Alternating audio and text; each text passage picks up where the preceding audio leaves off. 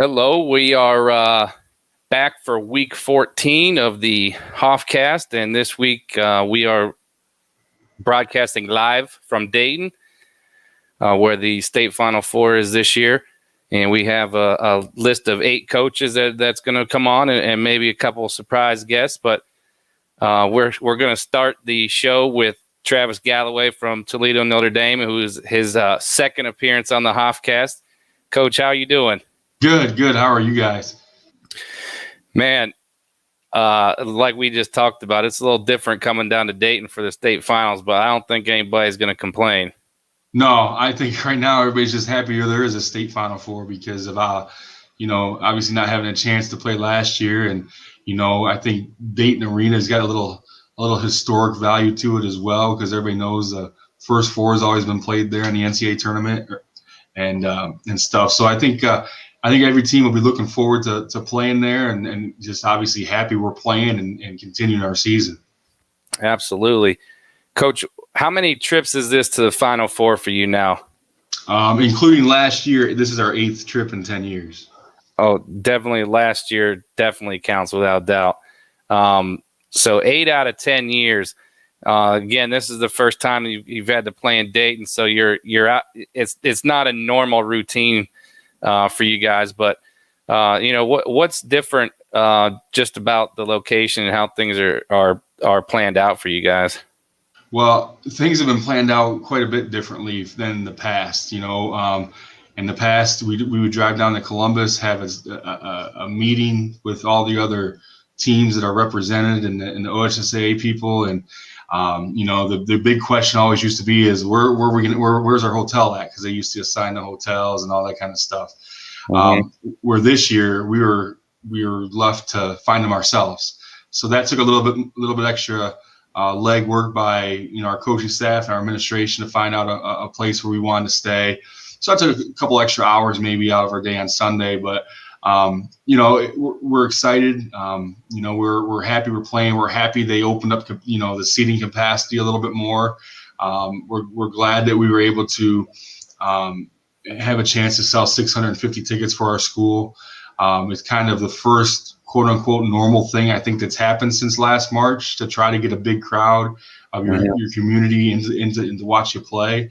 So obviously things are different, but hopefully it'll have that Final Four, that atmosphere that we're used to having.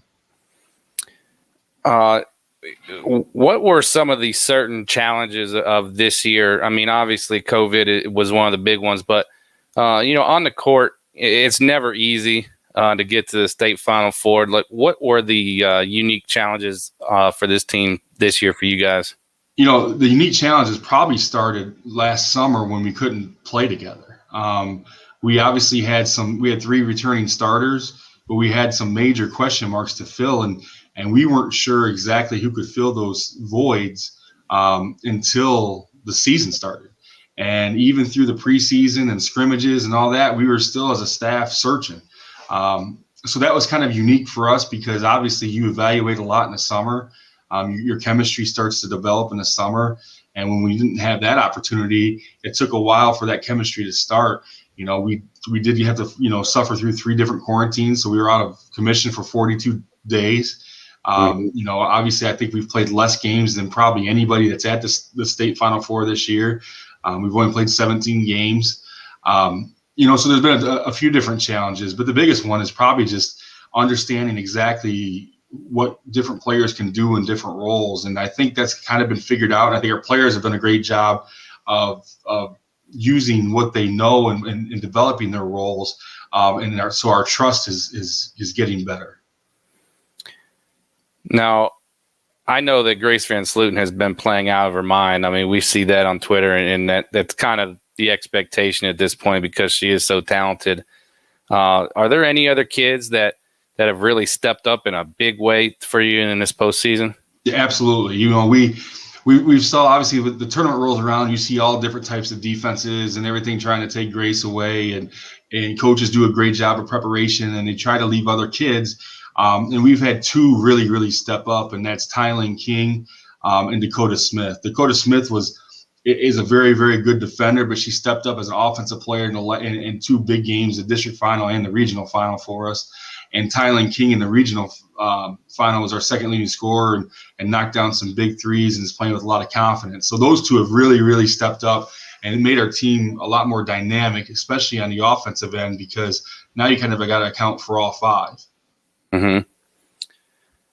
Now, obviously, you got a huge challenge coming up with Mount Notre Dame, one of the top-ranked teams in the country. Tell us a little bit about what you're expecting from Mount Notre Dame and how you guys are going to look to approach that game. They're very talented, obviously. They have a lot of pieces. They have unbelievable size as a team. They're extremely well coached. Obviously, they've been there before. They've won it. They have a tradition and a history that's like no other. And we know that, and we respect that, But on the flip side of that is our kids are going in with a lot of confidence right now. We've played our best game in the regional final, where our player movement, ball movement, and chemistry and timing was very good. And we know Mount Notre Dame is going to do their best to disrupt that. They'll play multiple defenses, use their size, use their length. And then we got to figure out ways how to stop KK Bransford and Layla Filia. And among others, they obviously everybody keys on those 2, but they have other weapons. And, we know we have our hands full, but our approach the last few days in practice has been very good.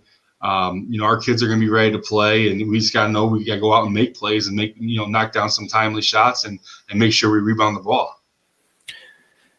Now, I mean, everybody knows about what happened last year. You were one of those teams that were affected by the cancellation of the season. What is it meant to your kids and you and your staff to bounce back from that and come back even stronger? And here you are again. Yeah, it's a very unique ride, I guess, because obviously having to tell your players right before you have a pep rally to get a send-off pep rally that the tournament was canceled was a very, very tough and emotional day for players and coaches alike.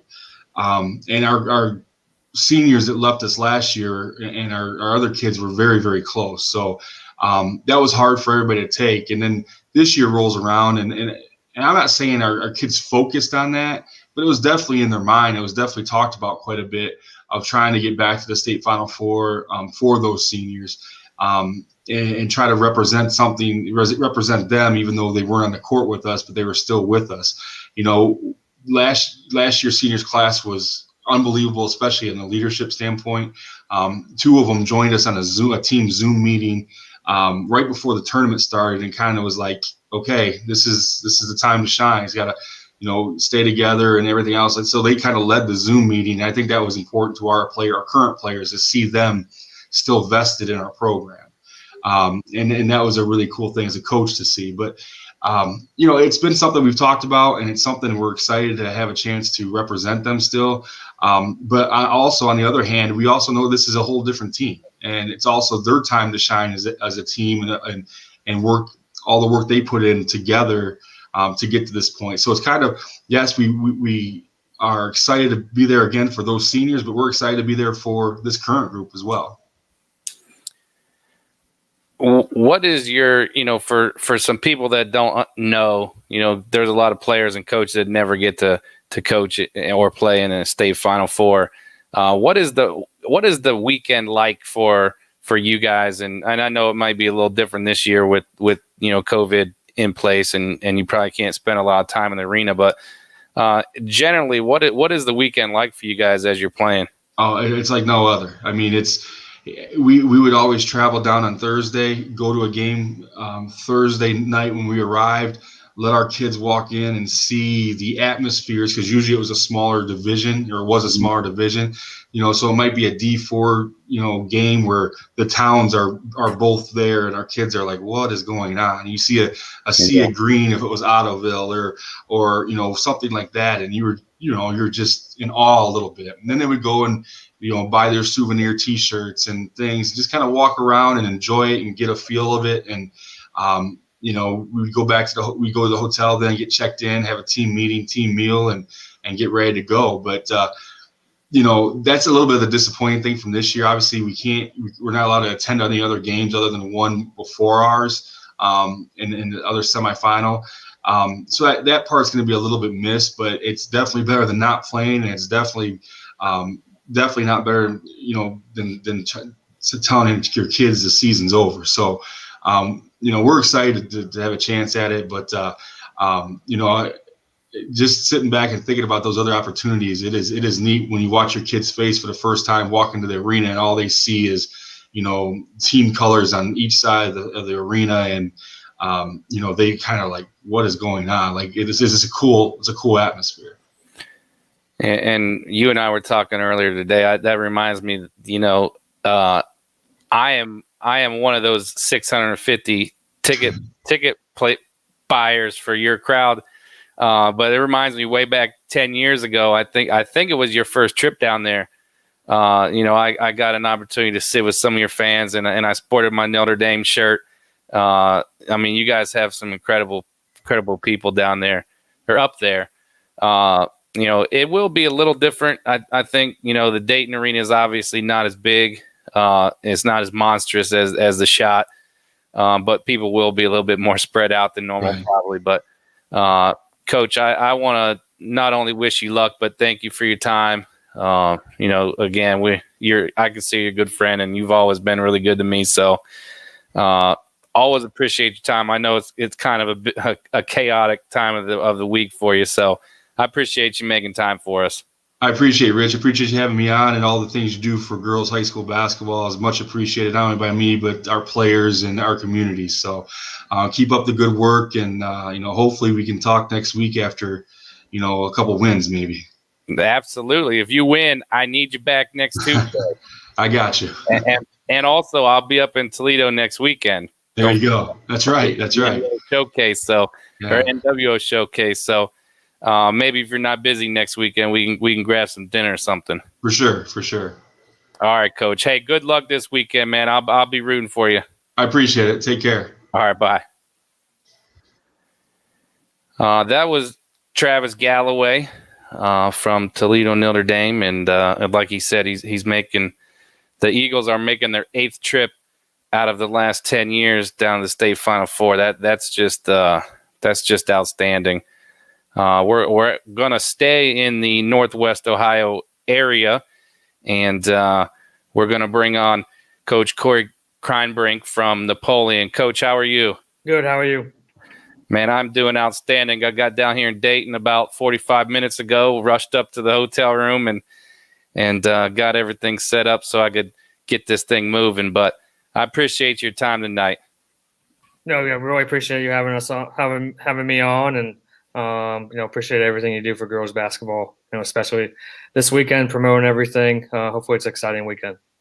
Absolutely, I thank you for your time. I feel really blessed that I have the friendships and the connections around Ohio that I can get 8 to 10 coaches who are coaching this weekend together, and in a matter of 16 hours, all talk basketball. So thank you for your time. I want to ask you first, this has to mean a ton for you guys, knowing that last year Napoleon's first trip to the Final Four, or? Yeah, it would have been, first regional championship school history. Okay. And then obviously 27 wins was the most ever. So to be undefeated and get to their first time ever, it's a punch in the gut, I think, would be a little bit of an understatement. Mm-hmm. Well, I want to ask you about a game first before we kind of focus on the Final Four that a lot of people around the state had been talking about this year when you guys beat Highland. I was watching that game online. You guys were up big at halftime. Highland came back and took a 5-point lead, and then you called a timeout and pretty much slammed the door on the Hawks the rest of the way. And a lot of people found that very impressive. Tell me a little bit about that game and how games like that, and you also played Toledo Notre Dame early in the year. How do games like those with Highland and Toledo Notre Dame kind of mold you guys? I think that game in particular raised our kids' confidence so much. Sophie Chips, who's a sophomore, who's been playing phenomenally for us really the whole tournament.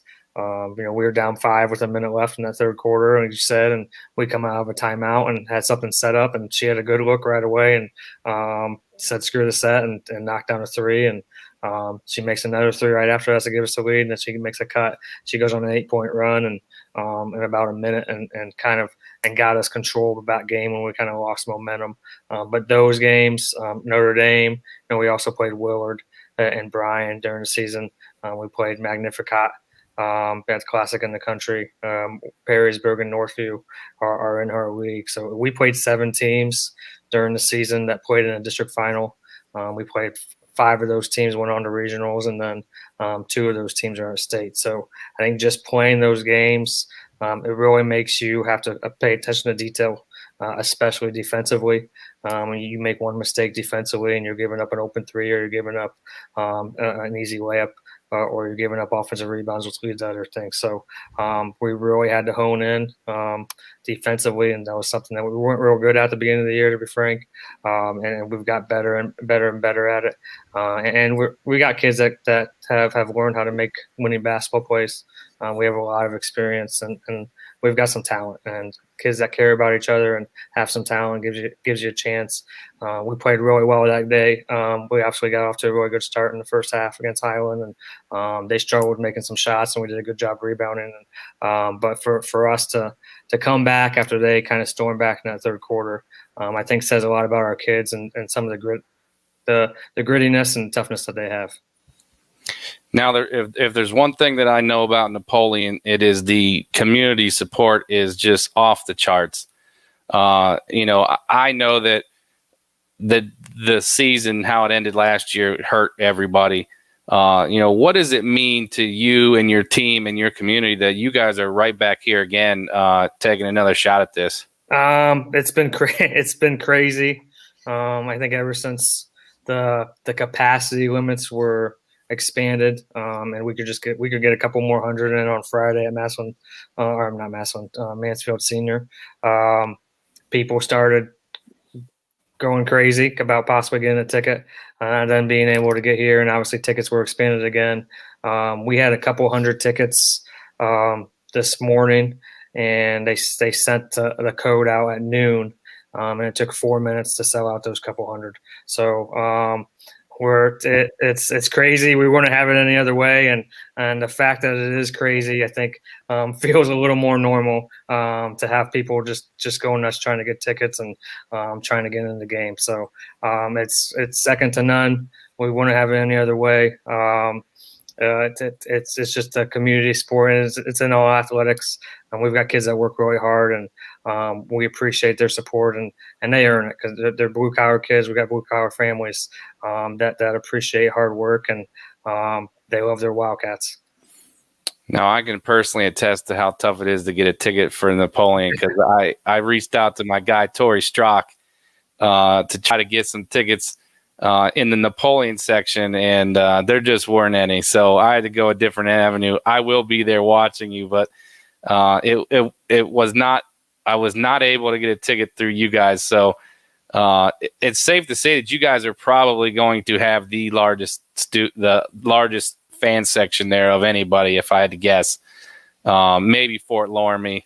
We sold our 650, and I got a feeling people will find their way into tickets. So I've tried to stay out of tickets as much as possible. I can't get caught up in that. So absolutely, you got more things to worry about. Yeah.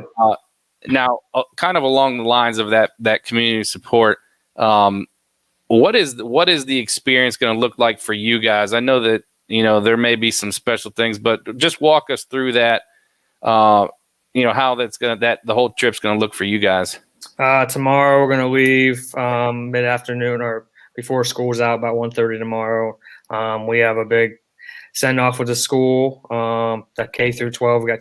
We have a elementary school and a junior high school building. So we've got 2 different schools to go through as a send-off from our school, and we're going through town. I'm sure there'll be people with signs, and as we leave through town, a send-off. And then we'll get in tomorrow. We're fortunate to find a place to practice. We're going to Kettering Fairmont to practice tomorrow. And then we play Friday morning. So we're basically getting up Friday morning and getting there and trying to get ourselves ready to go for the game. And there's so much nerves and anticipation and I think excitement for the game that we're not overly concerned about it being in the morning.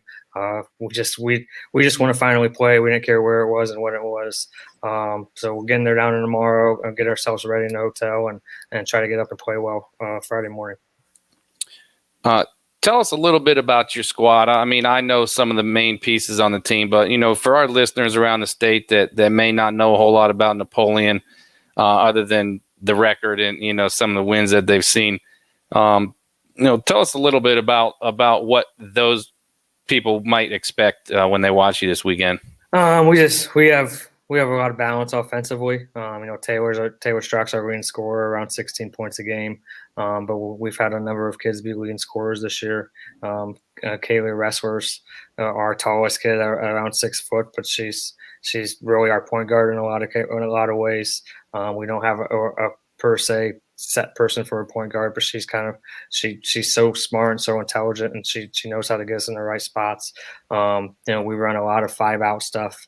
Kaylee's averaging around 12 points a game and kind of does a little bit of everything. Emma Pedroza is a kind of an explosive, quick lefty guard for us that can do a lot of different things. Been shooting the ball really well. Callie Hellberg is kind of a jack of all trades for us. About 5'10" wing forward. I don't know what position she exactly is, but gets her hands on everything. Is first or second in so many categories for us. Our leading rebounder, up there in steals and assists, deflections and everything else. And then Sophie Chips, who has really come along, had played really, really well in a regional final. Shot really well. She's 3 for 3 from behind the 3-point line, and is really somebody that can really make plays for us and starting to show that confidence. We really kind of feel like we have 5 guards with the starting lineup. And then we've got, 3 other kids. Ella Roush, who's about a 5'9" guard. Claire Durham is about 5'11" forward. And then Grace Hopkins, about a 5'7" guard. They all kind of do different things, but really we have a lot of balance offensively. We want to spread people out. We feel like we can get to the rim, and then, when we can get kickouts and inside outs, it's when we like to take threes.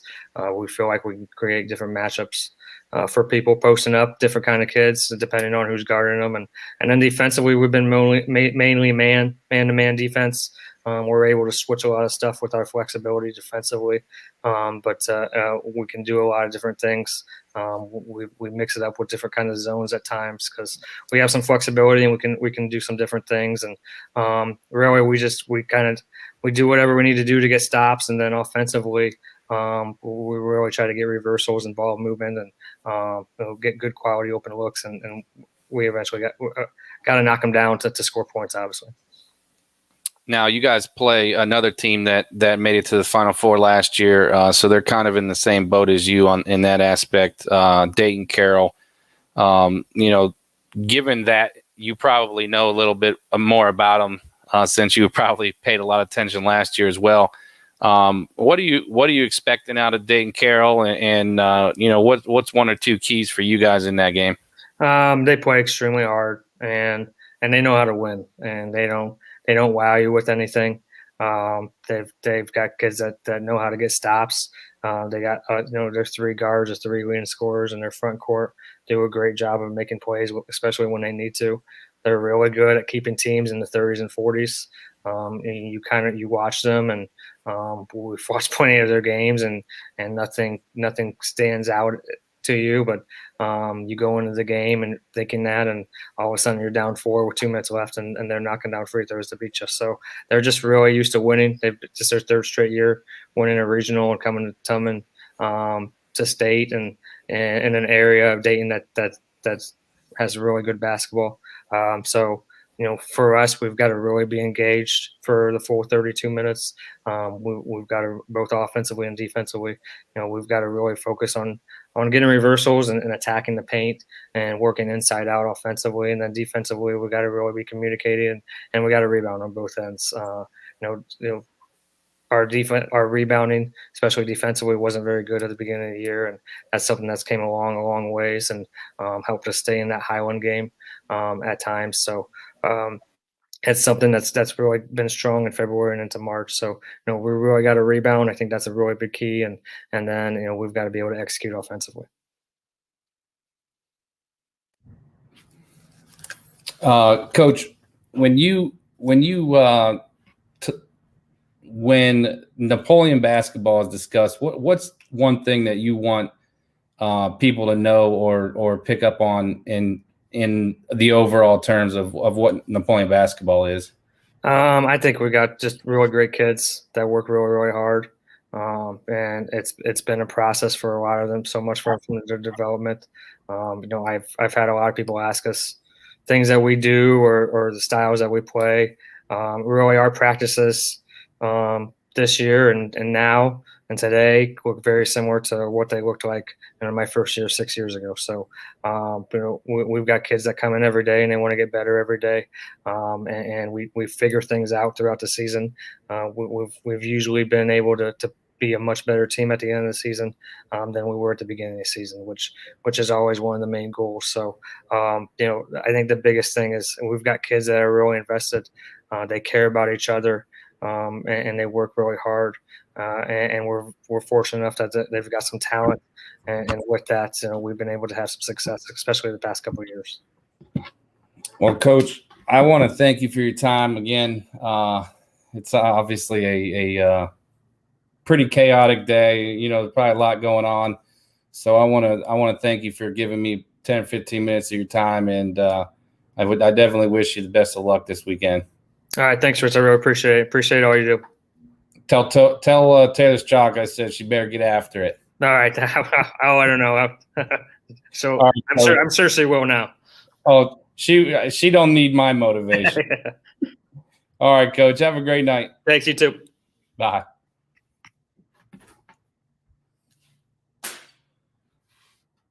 My batteries died in my podcaster, so we're going all StreamYard now. So got to give me a minute. We got Coach Carla Siegel coming on with us here in a second. But I have to email her to get in here. She was going to call on the phone. And since I swear I need to carry extra batteries with me, but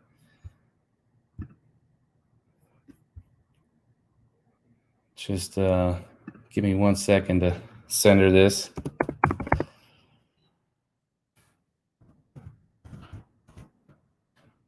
We have many other guests coming on, but I got to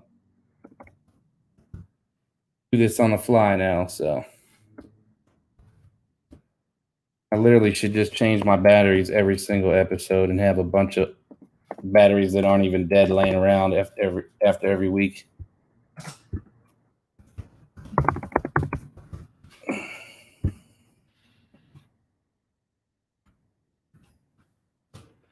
We have Coach Jamar Mosley coming on at 7:45 with us, and like I said, Carla Siegel from Fort Loramie coming up here in a second.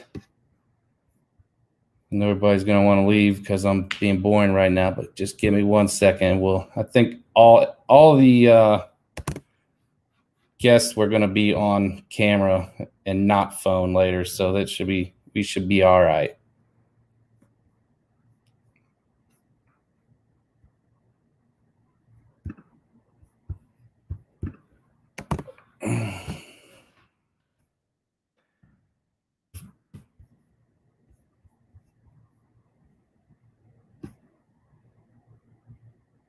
Of course, it's not working.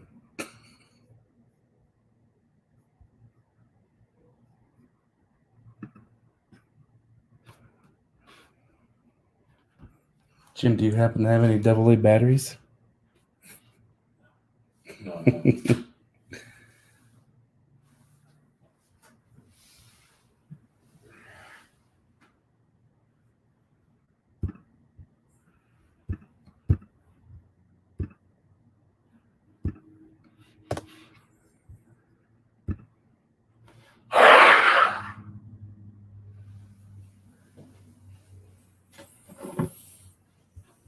Dang, I was going to call Gary Isler, too. Actually, I'm going to call him. I'll call him and get him on speakerphone.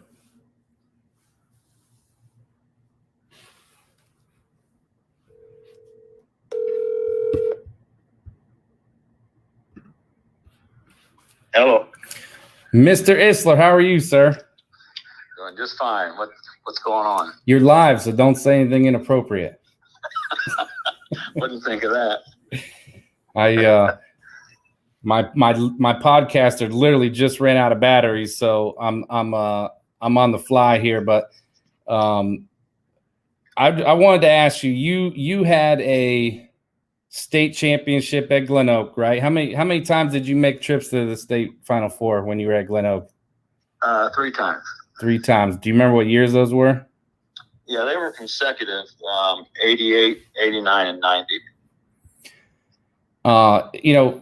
For our listeners, I wanted to ask you. You're obviously an assistant coach at Jackson now. You've had some success there, and when you were at Central. But what is it like for a coach to go through a tournament and make it to the state Final Four?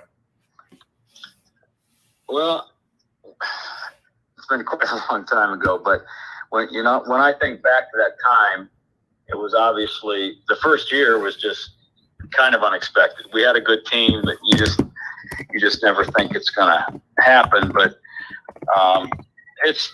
you can't describe the feeling of accomplishment and for your kids, all the hard work and just so many things have to happen right for those things to happen. Mm-hmm. And the biggest thing that happened right for us, in addition to being good, was we just didn't have any injuries.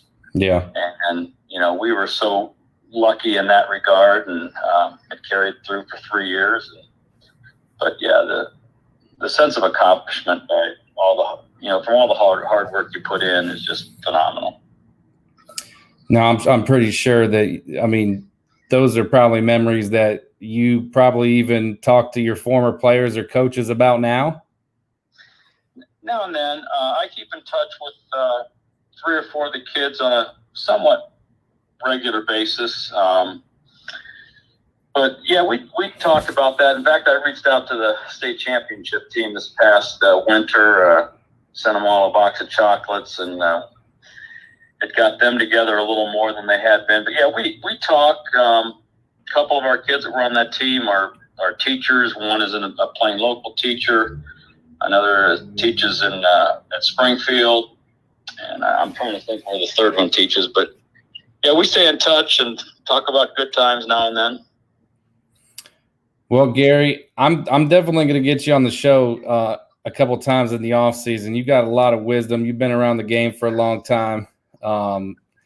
I have some guests here on the show that I need to get to, but I wanted to reach out to you and just kind of talk to you about your experiences and you're such a good friend to me and I respect you so much. So you will be getting more calls from me. Is that all right? Sounds good. And if this doesn't even probably fit into your show, but if I can have 30 seconds, I want to share something with you. All right. The first year that we went down there, we beat what was then the number 1 team ranked at the state in the regionals, and that was Akron-Buchtel. Mm-hmm. And I was obviously so new to this, and I just have to talk about a gentleman, the coach of Akron-Buchtel. The game was over. He had just lost a game that he really expected to win, obviously. When the game was over, he gave me all of his scouting notes for the teams that he expected to play in the next couple rounds and down in Columbus. I just was totally blown away. He was more prepared than I was. We had not looked as far ahead as we should have. But when this gentleman who just lost a tough game handed me all the notes they had on his possible upcoming opponents, he just handed me that right after he lost. It just seemed like it happened yesterday. It was just a phenomenal gesture on his part. That is pretty awesome. That has to make your life a lot easier when you're trying to scout some opponents. Absolutely. And I just don't think that kind of stuff happens much nowadays. Of course, film being shared makes it a lot different. But absolutely. So, well, Gary, talking to you in the future. Yep. I appreciate your time, and we will definitely be getting on the line sometime this off season to talk about some different topics. Sounds great. Good luck to you, Rich. All right. Thanks, Gary. We'll talk to you soon. Yep. See ya. Bye. And we are now going to head out to, I would say Northwest Ohio, but maybe Central Western Ohio. That sounds good. Talk to Coach Carlos Siegel. Coach, I appreciate you coming on. This was kind of a very quick thing, so I really appreciate it. And you jumped into my only open slot, so man, you made my life really easy. So thank you. Well, thanks for reaching out. It's nice to be on your show. Now you run a program that is obviously very, very well respected around the state for many years. And, one of the things that really caught people's eye this year is when you went to Canton and just absolutely, I mean, let's just face it, you dominated a Glen Oak team that's just really, really good. What is it about this team that is it just seems like that you guys are an immovable object right now? Well, anybody that follows us know that I think senior leadership is big, and we have 7 seniors on this team. Been playing together since they've been in 5th and 6th grade. So leadership is huge. They're athletic, they're talented, they're great students in the classroom. Most of them, have high GPAs. And so I think all that just comes together. Small town community, they're related, they care about each other, their parents know each other. So there's just, I think, a lot of different components that come together. And that game, Coach Wackerly does a good job up there. His team was fun to watch, to play against. And I just think that our girls were excited about the trip. They were excited about playing a Division I school, and everything just kind of came together for us on that court. Now, you guys had a tough regional semifinal and a regional final against, 2 teams that I think, if they're in any other region, make it to Dayton, Tri-Village and Minster. How does having a regional that tough prepare you for, again, in my mind, a state that may not even be on the same level as your regional? Well, I think any team that makes it to state is a great team, and I think our region was very tough this year. There was even Legacy Christian, they were in there, and Cincinnati Country Day, and there's just a lot of good basketball, in our region. So yeah, those 2 games were huge for us. I'm glad that we prevailed, and definitely those were good tests for us to get us ready for our game tomorrow at Dayton against a very good Crestview team. Now, a lot of us may have not. I don't think I've seen you guys play in person this year, but I generally do at the big events. But I don't believe I got to see you this year. Somebody for our viewers around the state that haven't been able to see you, could you just tell us a little bit about your team and the kids that we may expect to make some impacts this weekend? Sure. I start 5 seniors this year. All 5 were very important to our team last year that went 26-0, which was the first undefeated team in Fort Lauderdale school history in any sport.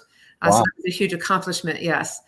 We didn't get to play in the States last year. So I guess I'm sure that has a burning desire in those seniors for this year. But Dana Rose is our center. She's going to go and play at Tiffin next year. Another forward that we have is Kenzie Hoelscher. She was League Player of the Year and District 9 Player of the Year. She's playing volleyball at Findlay next year. We have Jaden Putoff, a 5'10" wing. Had a great game against Minster, 21 points. We've got Corinne Highcamp at a guard, and we've got Caitlin Gasson as our point guard. And off the bench, we have 2 other seniors. We have Clara Gephardt and Paige Eilerman. And then our junior class, 3 of them played as sophomores for us last year. Colleen Brandewy, she had 12 points off the bench in Saturday night's game against Tri-Village.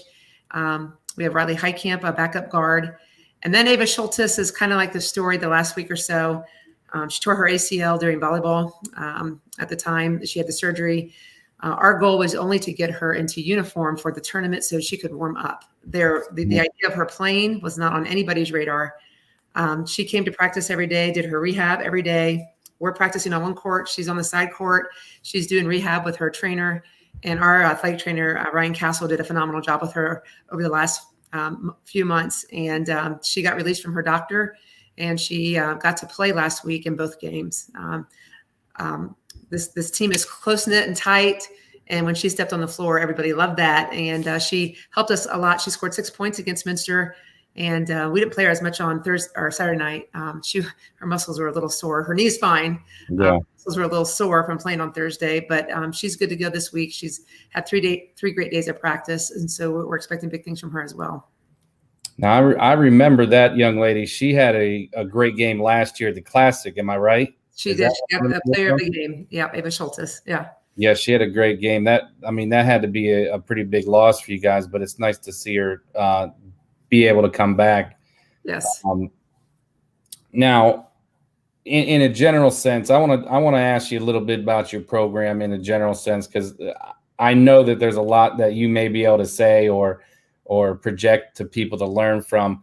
But I mean, what are a couple of the most important things that you've had to instill in the program to get you guys to where you're at right now? Well, I think there's a lot of pieces to the puzzle. I think one thing is consistency in coaching. I've been very fortunate at Fort Laramie that even in my junior high program, we retained coaches for quite a few years. And then my JV coach and, my assistant coaches. So I think, if you can retain consistency, it helps everybody because everybody's on the same page. So I think that's probably a big key. We have a wonderful youth program. I've got parents that run it.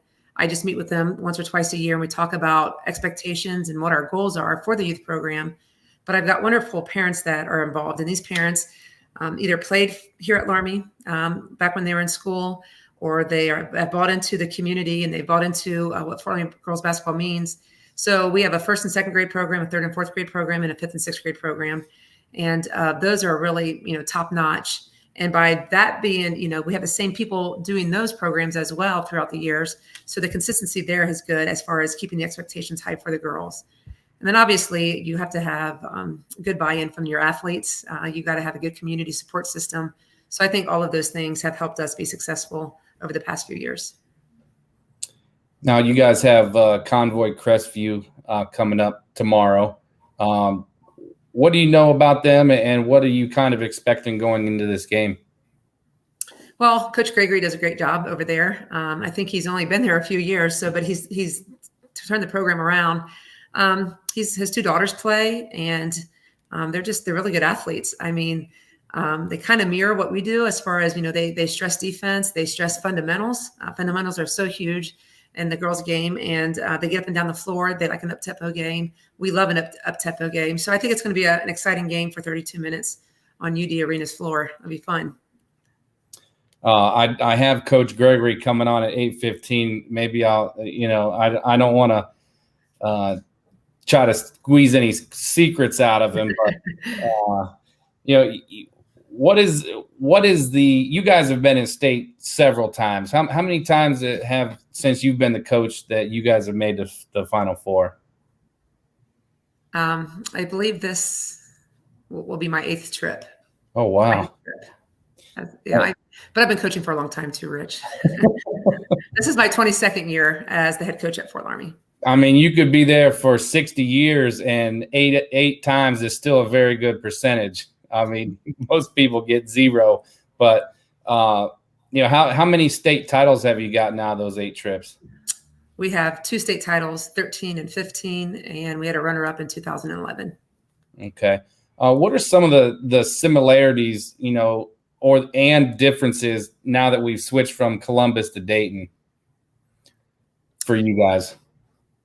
Well, I think the biggest thing is, when you go to Columbus, it's usually an overnight trip. So there's a lot of, your itinerary is a lot different. Figuring out where you're going to eat with, 25 people. You got to figure out where you're going to have your practices and your shoot-arounds before the games. So there's a lot of logistics when we're going to Columbus. But because UD is just 40 miles south of us, the girls will sleep in their own bed tonight. We'll get up and we'll head down there tomorrow, and hopefully we'll play a great game, go out to eat afterwards, and then come home and they get to sleep in their bed again. And Friday they'll go to school and have a regular day, and we'll have practice after school like we normally do. So, I mean, I think the girls will miss out on the state experience of being away and all that. The one thing I liked about our trips to Columbus was you got to get to know the girls so much better when you are with them, 24/7 for 3 days. With it being in Dayton, I still think it's an awesome place. I can't wait to play there because of the atmosphere. Anybody that's been to UD knows that it's a wonderful place to play a game of basketball. But we'll miss the bonding part. But I think we can still do some fun things in between to make it an enjoyable 3 days for them.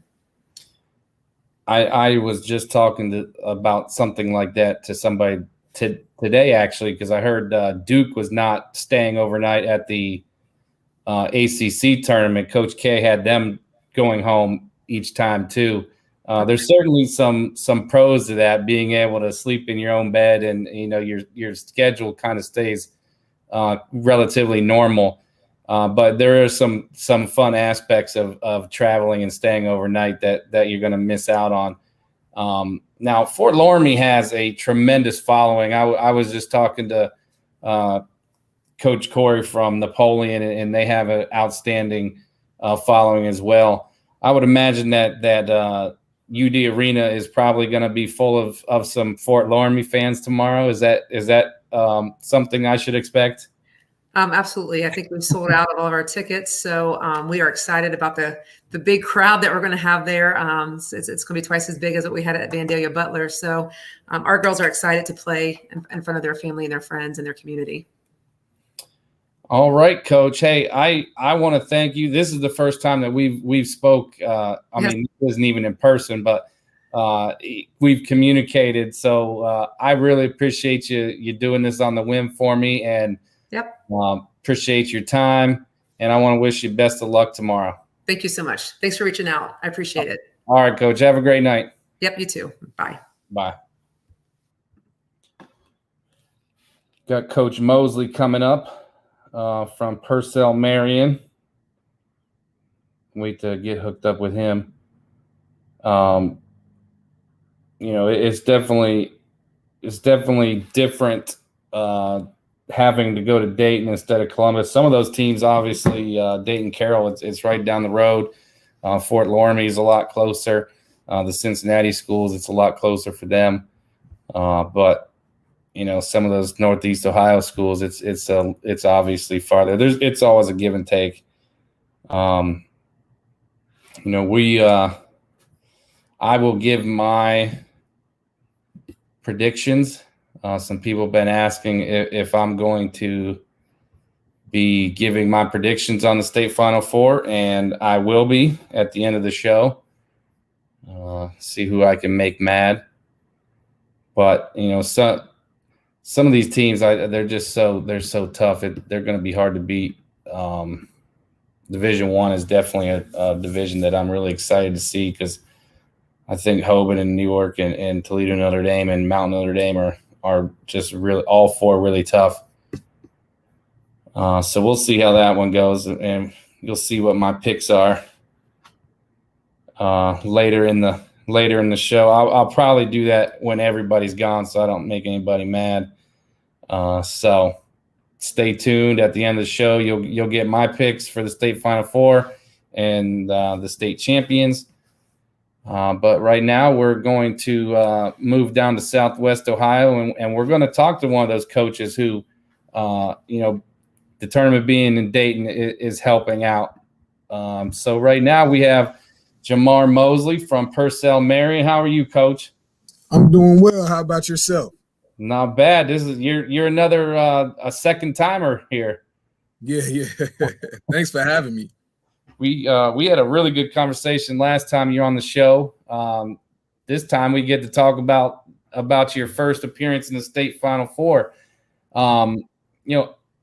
Walk me through and the listeners through how that went for you guys. I mean, how was your regional? What was it like when you finally made it out? It's Purcell Marion's first trip to the Final Four, right? First trip to the Final Four, yes. That's what I thought. Just walk us through that and how all that transpired and just the joy of all of it. Well, 2 years ago, we were playing in a regional final against Waynesville. And up by 4 with less than 2 minutes to go, we end up dropping that game. Last year, last year we were playing Anna in a regional final game, and we end up losing that game in the last seconds, up late. So this year in our regional semifinal game, we went into the locker room and I wrote the number 361. 361 was how many days ago Anna beat us in that last regional final. And then, that was the last game before everything got shut down due to COVID. Mm-hmm. So we get past Anna, then we got a very good Worthington Christian team, up by 10 with less than 10 seconds to go in the fourth quarter. They cut the lead to 7 with the and 1. Then nonetheless, we end up pulling that game out. One of my seniors, Janae Rose, steps to the free throw line, knocks down a huge free throw to put us up 3. They come down the length of the court. Catherine Weekly gets a open shot a couple feet off the three-point line, knocks it down. And as that ball is rebounded by us, I just look at our girls just corral one another, and just the excitement on their face alone just meant everything to our school, our program, and myself. Mm-hmm. So just finally to be able to get over that hump, everyone kept telling me, well, the third time is a charm. I said, I hope you're correct, because I know what it feels like to get defeated in the regional final game. Yeah. You guys, I mean, you're moving on to a state semifinal, and you get Berlin Highland. Before I go any further, I mean, it's no secret that I have a connection to that program. They're top 8 kids playing our AAU program. 2 of their coaches coaching our program. So it's a team that I know a lot about. Yeah. What do you know about Highland? Have you had a chance to see them live? And what are you kind of expecting? What you guys play tomorrow night at 8? Tomorrow night at 8, yeah. I have not had the chance to see them live. Got a bunch of film on them. But, like you said, one of the most decorated programs in the state, playing in their 18th Final Four. They brought home, I believe it is 5 state championships. So they're no stranger to the Final Four. We're definitely expecting a great game against them. Some really good players have come through. There's some really good players on that team. To start off with Zoe Miller, I mean, she's player of the year in the conference, all-district player. Wouldn't be surprised if she's one of the finalists for all-state player in Division III. Just a really great program. Got a bunch of kids on that team that can shoot the basketball. They really get after it defensively. So, we're expecting we know we have our hands full going into tomorrow game. How were you as a coach approach? This is obviously the first time that your program has been able to experience this. How do you as a coach, you're going against a team that's been there many times and this is your first time. Like how do you approach it to kind of keep people focused and not just to get caught up in the excitement and the, everything else that's going on? Yeah, I told our girls every day in practice, we just can't get caught up in the moment. Like you said, Highland, they've been there 18 times now. This is our program's first time being there. But I tell them at the end of the day, it's still a basketball game. We got to go out there and play basketball the way we know how. We know Berlin Highlands, they're going to bring it. They've been here. They know what to expect. They played on a college floor. We have not. But, I mean, we've played it. But on the flip side of that, we've played against some really good competition. We played against the Carrolls, who's playing in a state Final Four game. We played against Mount Notre Dame, who's playing in a state Final Four game. We played against Baden, who lost to Carroll in a regional final game. So we just tell them that we want to enjoy it now, but we know that we have to come in prepared, focused, and ready to go at 8:00 tomorrow. How far is the trip for you guys? Only an hour. You guys gonna stay up here, or are you gonna enjoy your own beds too? Yeah, we get to enjoy our own bags. Oh, well, you get to stay in between games too, so you're not. Yeah. If you get the win, you guys actually have a day in between. So, what's the day gonna look like for you guys tomorrow? How are you guys? what's the plan, and what kind of community support do you guys you generally get? No, we've actually had really good community support over the years, especially now. Like the support has been has just been phenomenal over, especially this past week after winning that regional final game. Like today, we had a really neat pep rally for the girls. We had a student versus staff game where our girls were coaches, and they were they got the referee in those games. Then tomorrow, before we head up there for the game before us, we got a send off. We got a pretty neat lunch and dinner ahead of us as well. You know, you guys, I know that you had been with us. Shoot, what was it? Early February was when you were on the show last. You know, since we last talked, has there been anything, you know, that's impressed you with a team that maybe was unexpected, or maybe something that you guys need to continue to improve on to get that win tomorrow? I think one of the things that we have greatly improved on since the last time we've talked is just our attention to detail and our focus. I don't think we've had a team that's been more focused than we have right now. I mean, we call out something that the other team's trying to do or something that we're trying to do, and our girls are just clicking onto it right away. And I don't think we've been to this. I don't think we've had a team this focused in my 4 years here at Purcell Marion. Mm-hmm. I think that got a lot to do with us able to finally get over that hump of a regional final game. Now, you guys, you actually have a style defensively that's pretty similar to Highlands. You both, at least from what you told us last time, you guys love to get after it defensively. You bring a lot of energy and intensity on the defensive end, which I can tell just talking to you. I know that I can tell that you get after it defensively and you live and die by that. Are you kind of expecting, you know, with two teams that play really, really tough defensively, are you expecting a low scoring game, or do you think you guys may be able to, you know, trade some buckets and get that game moving?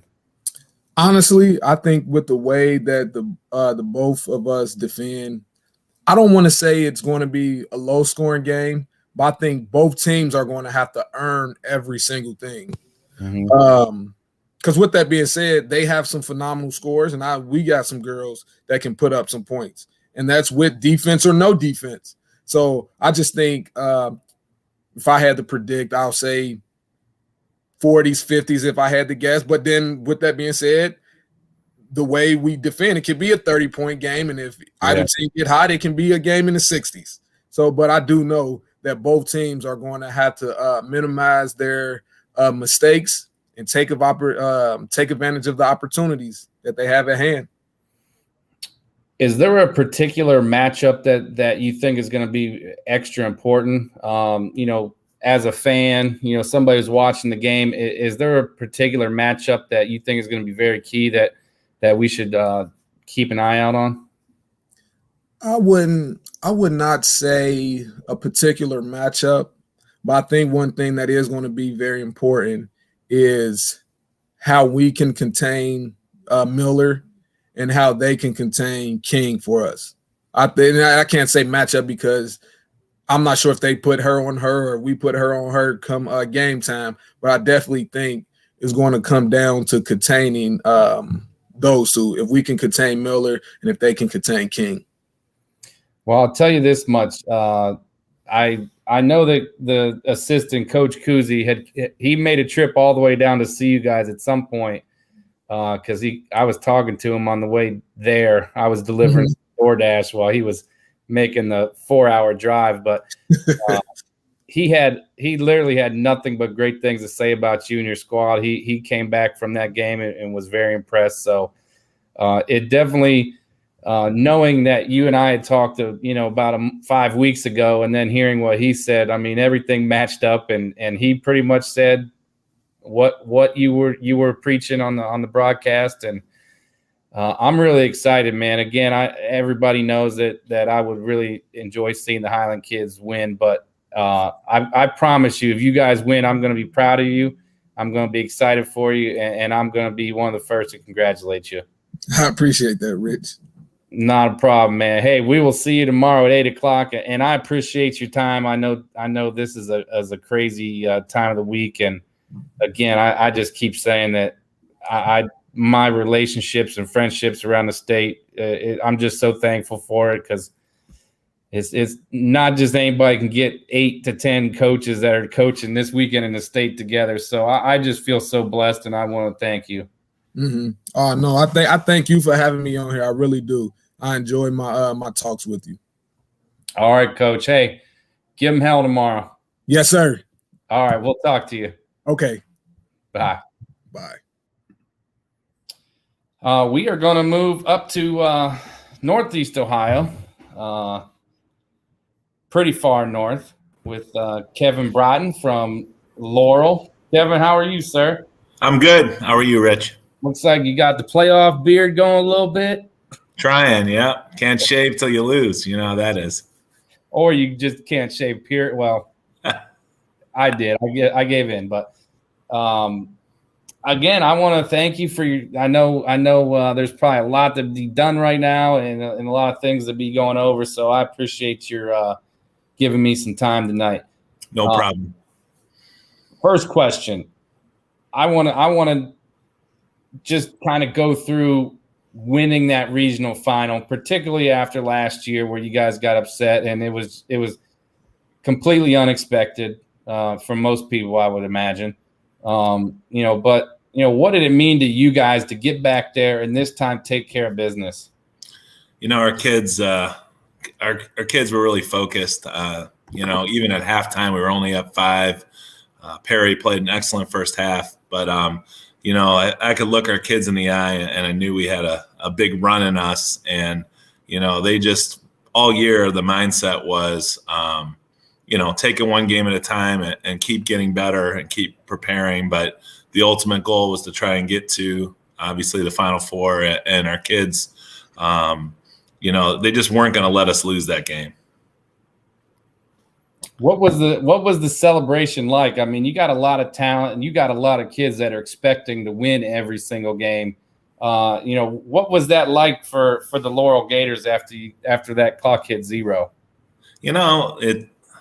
Our kids are a little weird in that they don't get that excited. I think it starts with Taylor, our senior. She's very stoic and never really gets too excited. So they did kind of holler around a little bit, but it wasn't as excited as I thought they would be. But I almost feel like it was a little bit of relief too. Like, yeah, we did it, and the celebration kind of occurred in the locker room in the weekend to come. We told them you can have the weekend to enjoy this and celebrate it, and so I think we did more celebrating, 48 hours after than we did that night.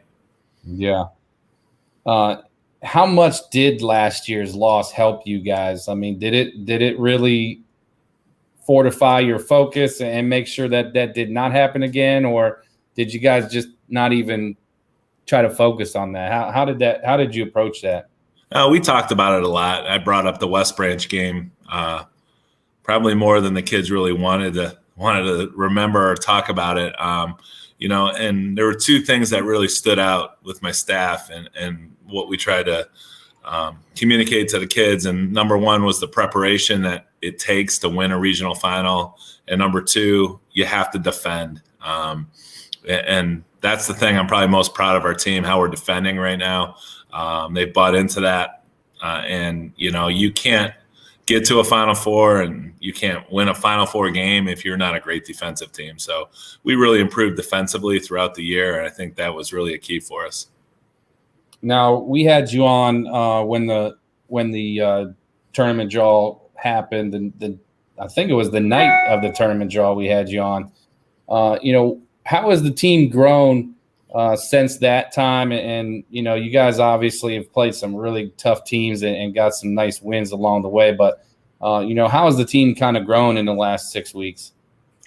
Like I mentioned, defensively, we've taken it to another level. And I think overall, when you coach a team where, your leading scorer averages 13 points a game and you have 5 or 6 kids between 13 and 8, and kids are willing to buy into that. I mean, when you think about our team, we have kids who play for, Sports City and some big time AAU teams, and for them to set aside personal stats and scoring averages to win is really a credit, I think, number one, to them and to my assistant coaches that we've gotten to buy into that, because truly nobody cares who scores on this team. And the ultimate goal to win is really what they care about. Yeah. Now you guys have Vinton County Friday. I'll be honest with you, I don't know anything about Vinton County, so whatever you're about to tell me is gonna be all that I know. What can you tell us about Vinton County, and what are you kind of expecting going into that game? Yeah, I love their team. I mean, I enjoy watching film just to see them play, because they got 2 or 3 kids who pull from the volleyball line from NBA threes and look really comfortable doing it. They're similar to us. They have 5 kids that average, between 16 and 10. They have 5 kids who do all the scoring really for them. Wow.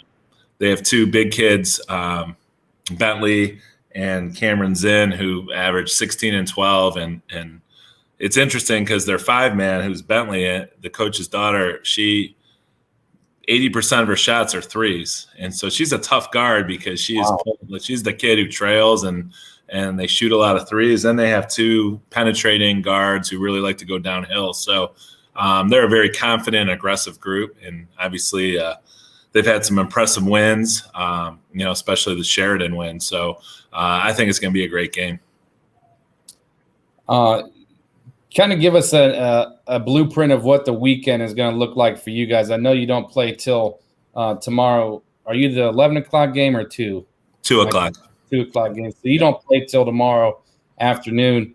What's the game plan for the Gators, and what are you guys expecting, off the court this weekend? Sure. We're heading down there at 10 o'clock tomorrow. We'll probably stop for lunch in Polaris or somewhere near there and get down to our hotel. We found a place to practice, which was a little bit of a challenge with COVID, but we did find a place to practice. Our AD hooked us up there. So we'll have a practice, at 4 o'clock, have a team dinner. We're not going to go to any games tomorrow. Just trying to focus on, being prepared for our game, and then have shoot around in the morning and go watch the 11 o'clock game, watch Napoleon Dayton Carroll play, and then play our game. And we're going to stick around, and we flipped some tickets with Hoban. We shared some tickets. So we're going to watch Hoban and Newark play, which, we obviously played both of them, and we're excited to see that game. Coach, I know that you used to coach at Berea Mid Park, and I mean, I'm not entirely familiar with your whole coaching resume, but have you ever been able to coach in a Final Four, or is this your first time? First time, yeah. What does it mean to you to make you've been coaching for a while, you've had some talented teams. What does it mean to you personally to be able to accomplish this, and also to do it with your daughter? Yeah, that's, you say that, I get a few chills. As a coach, I always tell people very few of us get an opportunity to coach in the Final Four. So I feel really blessed to have that opportunity, and then be able to do it with your daughter is huge. And I told Kendall, I'm like, I've been going down the state tournament, the boys and girls, for, 25, 26 years. And I just love looking at the program, and to know we're going to actually be in the program, with our schedule. I always like seeing who everybody plays, and to see our team in there is a little surreal. So, it's really exciting, and I feel lucky and fortunate to coach such a great group. So we're real excited. I got my tickets for that game through you, which I greatly appreciate.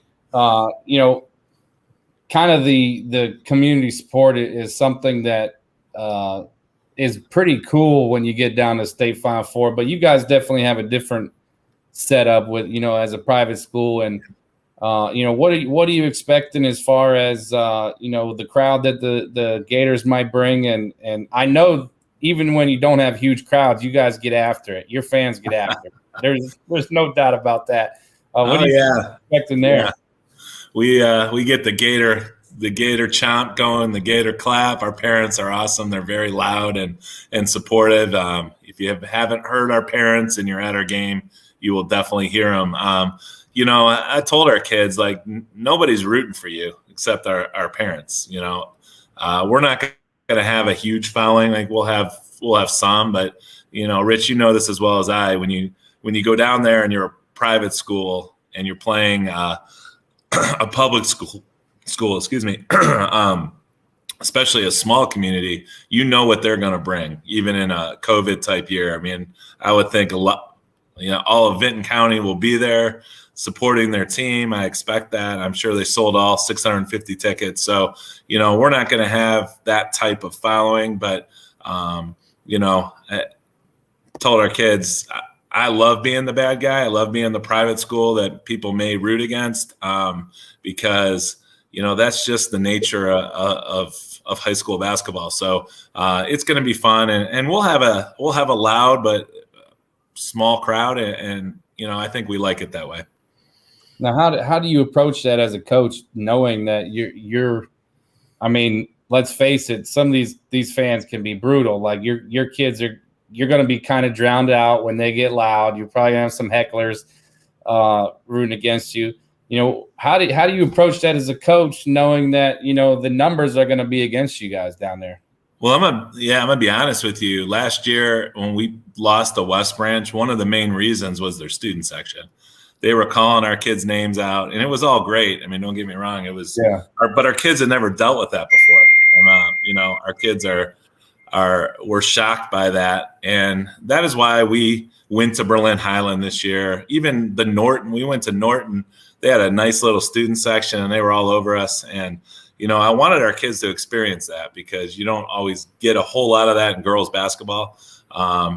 But when you do, girls don't always handle that very well. So, I think some of the games we played prepared us for that. We dealt with some student sections. And at the end of the day, you got to lock in and focus and get the job done, regardless of what fans are saying to you. So those type of games will definitely be a benefit for you guys. Even obviously, you don't like thinking about the West Branch game a whole lot, but it'll probably be a little similar. So obviously those games are huge even more now. Tell me a little bit about Mari Bickley. That's a kid that we talked about a little bit before, but our viewers, she's one of the most well-known kids around the state. Give us a little bit of idea how Mari's doing this year and what you expect out of her on the big stage this weekend. Sure. She had 19 in the regional final. She was just phenomenal for us. Offensively, she's got all the tools in her toolbox in terms of creating her own shot. And, her size and strength are a big advantage on the perimeter, because, you can post her up, you can get her the ball at the elbow. She can run the show for you. She does a phenomenal job. And again, she's a kid who, if she's at another school, she's not averaging 13, 14 points a game. She's averaging 18, 19, 20. But Mari's a winner and wants to win, and, wants to be part of something bigger than herself. And, as she's got all kinds of offers, and college coaches are calling her and me all the time. And, she's an impressive kid, because she's such a great definition of a student athlete. She's a great student. People don't realize that about her. And then on the court, she just wants to get better. She loves to be coached, allows me to coach her. And I can't ask for any more than I get from Mari. Absolutely. Coach, I want to thank you for your time. If you win it this weekend, I need you back next week. I'll get you back next week if you win it. Won't be a problem. You know where to find me. It'll be the last show of the year where we have, high school coaches talking about the season. So when you win, if you win, our head had Napoleon's coach on earlier. I don't want him thinking I'm guaranteeing you guys are going to win. But honestly, I think when I predict that you and Napoleon will be playing each other, and that would be one heck of a basketball game. So don't get ahead of yourself, but that's what I'm expecting, and I'm going to have to pick a winner at the end of this show, and I still don't know who I'm going to pick to win that game. So, again, thanks for your time. Again, always being a good buddy of mine, and best of luck tomorrow. Thank you. I hope you're right. We would like nothing more than play Napoleon in the championship. So, and if we happen to win it all, I'll definitely come on next week. So, even if I pick Napoleon, even better. I always tell people because I try to predict as many games. I don't touch games that I don't know anything about, but I predicted 36 since district finals, and I got 30 right. But boy, do I catch hell for the ones that I don't get right. That's right. And even the ones I do before the game, some of them you can't win, but it's all fun. Absolutely. I have no problem being wrong. That's the thing that some people don't realize. Like I have no problem if I pick someone and the other team wins. I'm not mad. I'm happy for them. So, absolutely, Coach. Enjoy your weekend, and again, nothing but the best luck for you guys. Thank you. We'll see you down there. All right, sounds good. Have a good one. Yep. See you, Rich. Bye. And now we are going to move to Northwest Ohio. We've already spent some time in Northwest Ohio tonight, but we now have Convoy Crestview head coach Mark Gregory. How are you, Coach? Doing great, bud. Doing great. Thanks for having me. Man, I appreciate you coming on. You're another coach that I've never spoke to in my girls basketball career. So I appreciate you responding to my text and joining us tonight. I got to thank Mike Hearn for giving me your number and getting us in contact. He's such a good friend. Not a problem. He's a great guy too. I just spoke to him a couple days ago, so this is perfect. We had Carla Spiegel on earlier, and she's still listening. She asked me if I could get all the secrets from you, but I told her I couldn't do that. No, she didn't say that. Yeah, she's a great coach. Great coach. You guys are obviously D4. You're a small community. But just kind of walk us through what it's like for you guys to be able to accomplish something like this and move on to a state Final Four. This whole year has been a roller coaster just of emotions and, just not knowing day to day what's going to happen. Are we going to play today? Are we going to get postponed? Is the other team going to have COVID? Are we going to get COVID? We started out our season with half of my team in COVID because of volleyball. And my wife's the head volleyball coach. And she's the reason they were in COVID. And then find out that hers was a false positive test. And next thing you know, we were still in COVID for 14 days. So we started our season in COVID. I'm at home communicating with all the kids. And it's just a weird start to the season. And all year long, we just took it one day at a time. And I told our kids that. And we're still doing it at the end of the season here, one day at a time, one game at a time, one win at a time. And, man, I tell you what, it's been a blessing for our team, for our school, for our community. It's been great. Well, I know again, we're with Coach Mark Gregory from Convoy Crestview, and I want to thank you even more. You're with your kids right now, and you kind of took some time away from that to come on the show. So I want to thank you for that, especially. I was thinking maybe you would have your kids on with you. That would have been a first, but well, I could have done that, but they're having some fun right now. So I took a little break in the action. And my assistant coach was just riding the bull. So I'm getting out of here because I don't want to ride the bull. So, this was a good break for me. I promise you don't want to ride that bull because your hand and your legs will be sore for days. I've done that. Yep. I will never do it again. Yep. No problem. No problem. So you guys are already down in Dayton, right? Yes. What's the whole experience going to be like for you guys from, what time did you get down here and what else do you guys have going on? Yeah, we had practice earlier this morning. We tried to practice around 11 o'clock today just to get ready for 11 o'clock game tomorrow. So we had that. We had a little pep rally. We had a little walk through the the school and got to see all of our elementary kids and middle school kids and high school kids and get a little amped up from that. A local patron took care of us with some pizza before we left. And then we got down to the hotel and got, just kind of relaxed a little bit. And then, we broke out from, had a little supper from Olive Garden and then came down to Scene 75 just to have a little fun and let the kids relax a little bit. Now, I don't know a whole lot about your program, and for even myself and the viewers, what kind of tradition does Crestview have? Have you guys ever been down to state? What has the tradition been like there? Yeah, I think the last time we were down there, I believe it was 2008, 2009. Okay. Greg Rickard had done a great job with our program, been around for a long time, over 400 wins as a coach.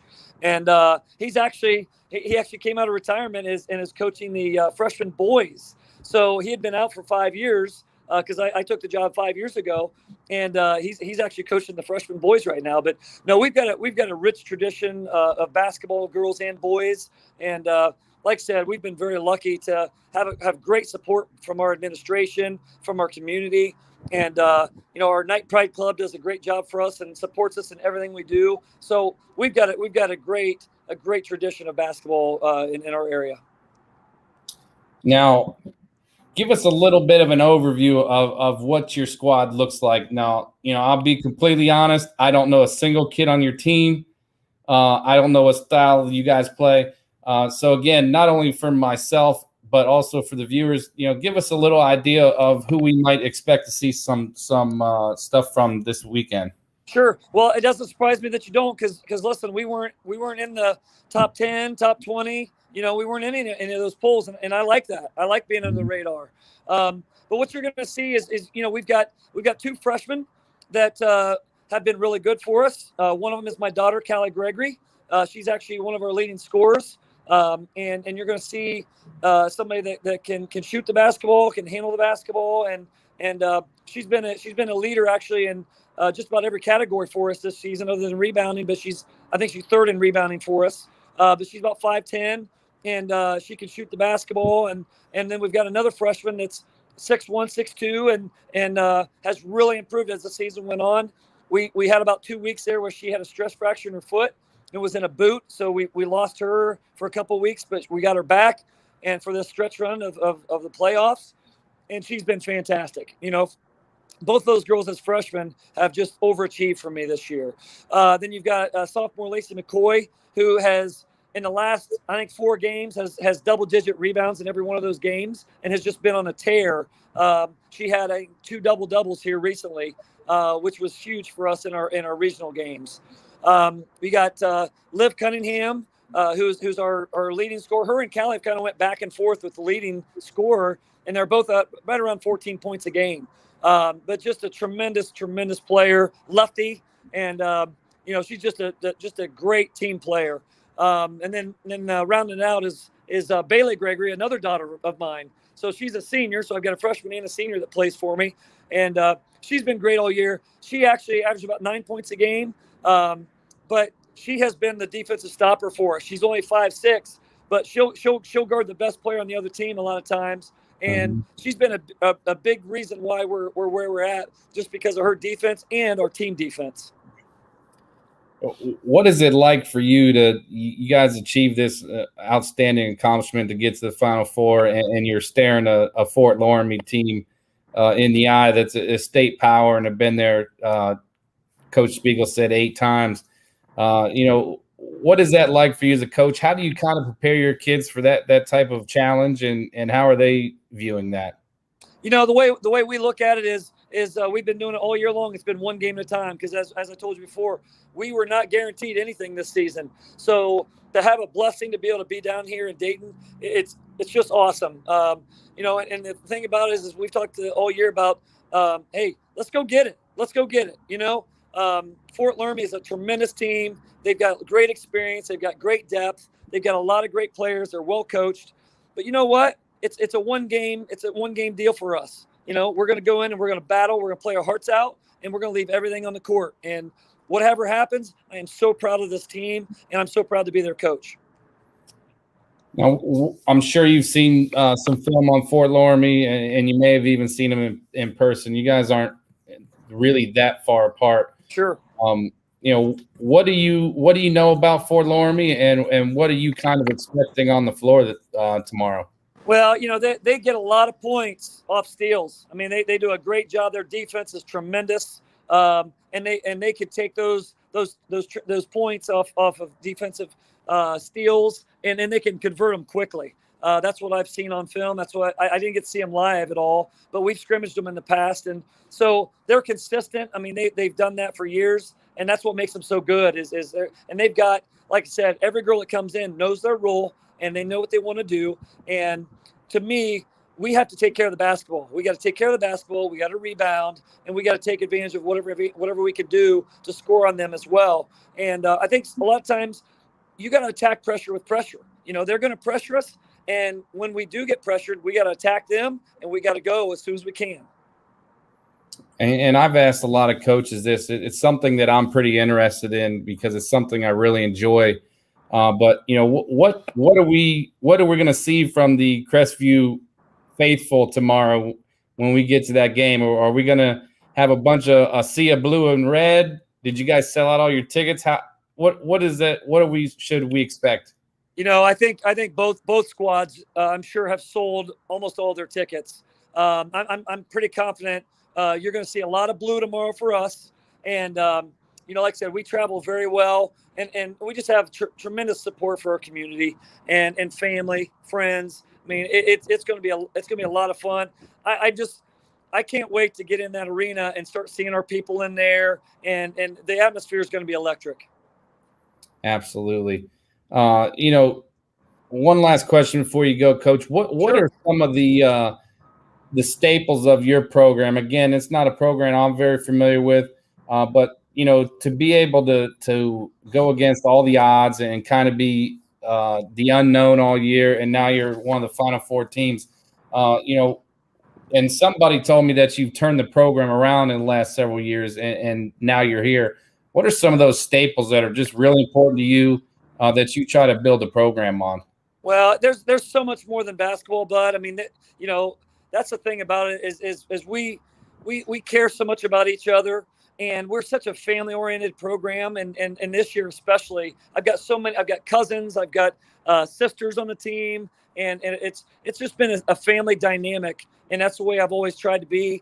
And I think our kids, they're so unselfish. And that's something that we work on. I mean, that's not just something sometimes the kids are what they are, but we really talk about that a lot. And that's what I would say about our group is they're so unselfish. They would do anything for each other. And we get along so well on the court, but we get along even better off the court. Yeah. And I'm going to blame Michael Hearn that I don't know anything about you guys. Sure. Because he's supposed to be my eyes and ears over there in that area. So yeah. Well, like I said, offensively, we try to get the ball up the floor. I mean, we like to transition as much as we can, but at the same time, with having some inside, we like to get it inside as much as we can, but we also like to go inside and come back outside for threes. And then defensively, we're one of those teams that can play man to man. We can play zone. We can pick up full court. We can pick up half court. So I think that's the thing that's made a difference for us too. Is there's games where sometimes teams don't really know. Wait, man, do we playing for man? Do we playing for zone? Are they going to pick us up and go half court and trap us? So that's the thing I think that I've really tried to do, and this group has done a great job of being able to do whatever we need to do to win. All right, Coach. Well, again, I want to just thank you so much for your time. I know you guys are having some fun tonight. And again, being this is the first time we've ever spoke, it just means a lot to me that you wanted to give us 15 minutes of your time. So, sure. Best of luck tomorrow, and I'll definitely be there watching you guys. Sounds good. Well, thanks for having us. We appreciate it. And like I said, I'm so proud of these kids, and just can't wait for the opportunity tomorrow. Absolutely, Coach. Thank you, and best of luck tomorrow. Thank you very much. Have a good night. All right, you too. Bye. All right, we got We got J.R. Shoemate on next, the Newark head coach. J.R., can you hear me? I can hear you loud and clear. Are you able to hear me? Absolutely. The screen doesn't show you, but there's a little icon there, so that's good enough for me. You want me to hit something? I can do that. I'm just sitting in my van, like I told you. How do I make that happen? You're completely fine. I mean, we don't want everybody to be jealous of all your ravishing good looks. Well, I've got I people face for radio, so I think we're good. You said you're sitting in your truck because your youngest is getting her hair done. Are you sure you're not the one getting your hair done? Oh, I don't have enough hair to get done. I don't even have to brush it when I get out. I just shampoo and go. Coach, hey, I want to thank you for your time again. You know, always someone that I appreciate, and you always do, you know, whatever you can for me. So I thank you for your time tonight. You know, I want to ask you, obviously, you know, we talked the other night on the phone after you got ejected and that whole thing. You know, how has that gone? Obviously, you got the win against Dublin Kaufman, but how was that transition for you guys through one game? Well, I think the person it's been most difficult for is me. I've just been it's been a very anxious time, a very difficult time, a lot of emotions, especially the day of.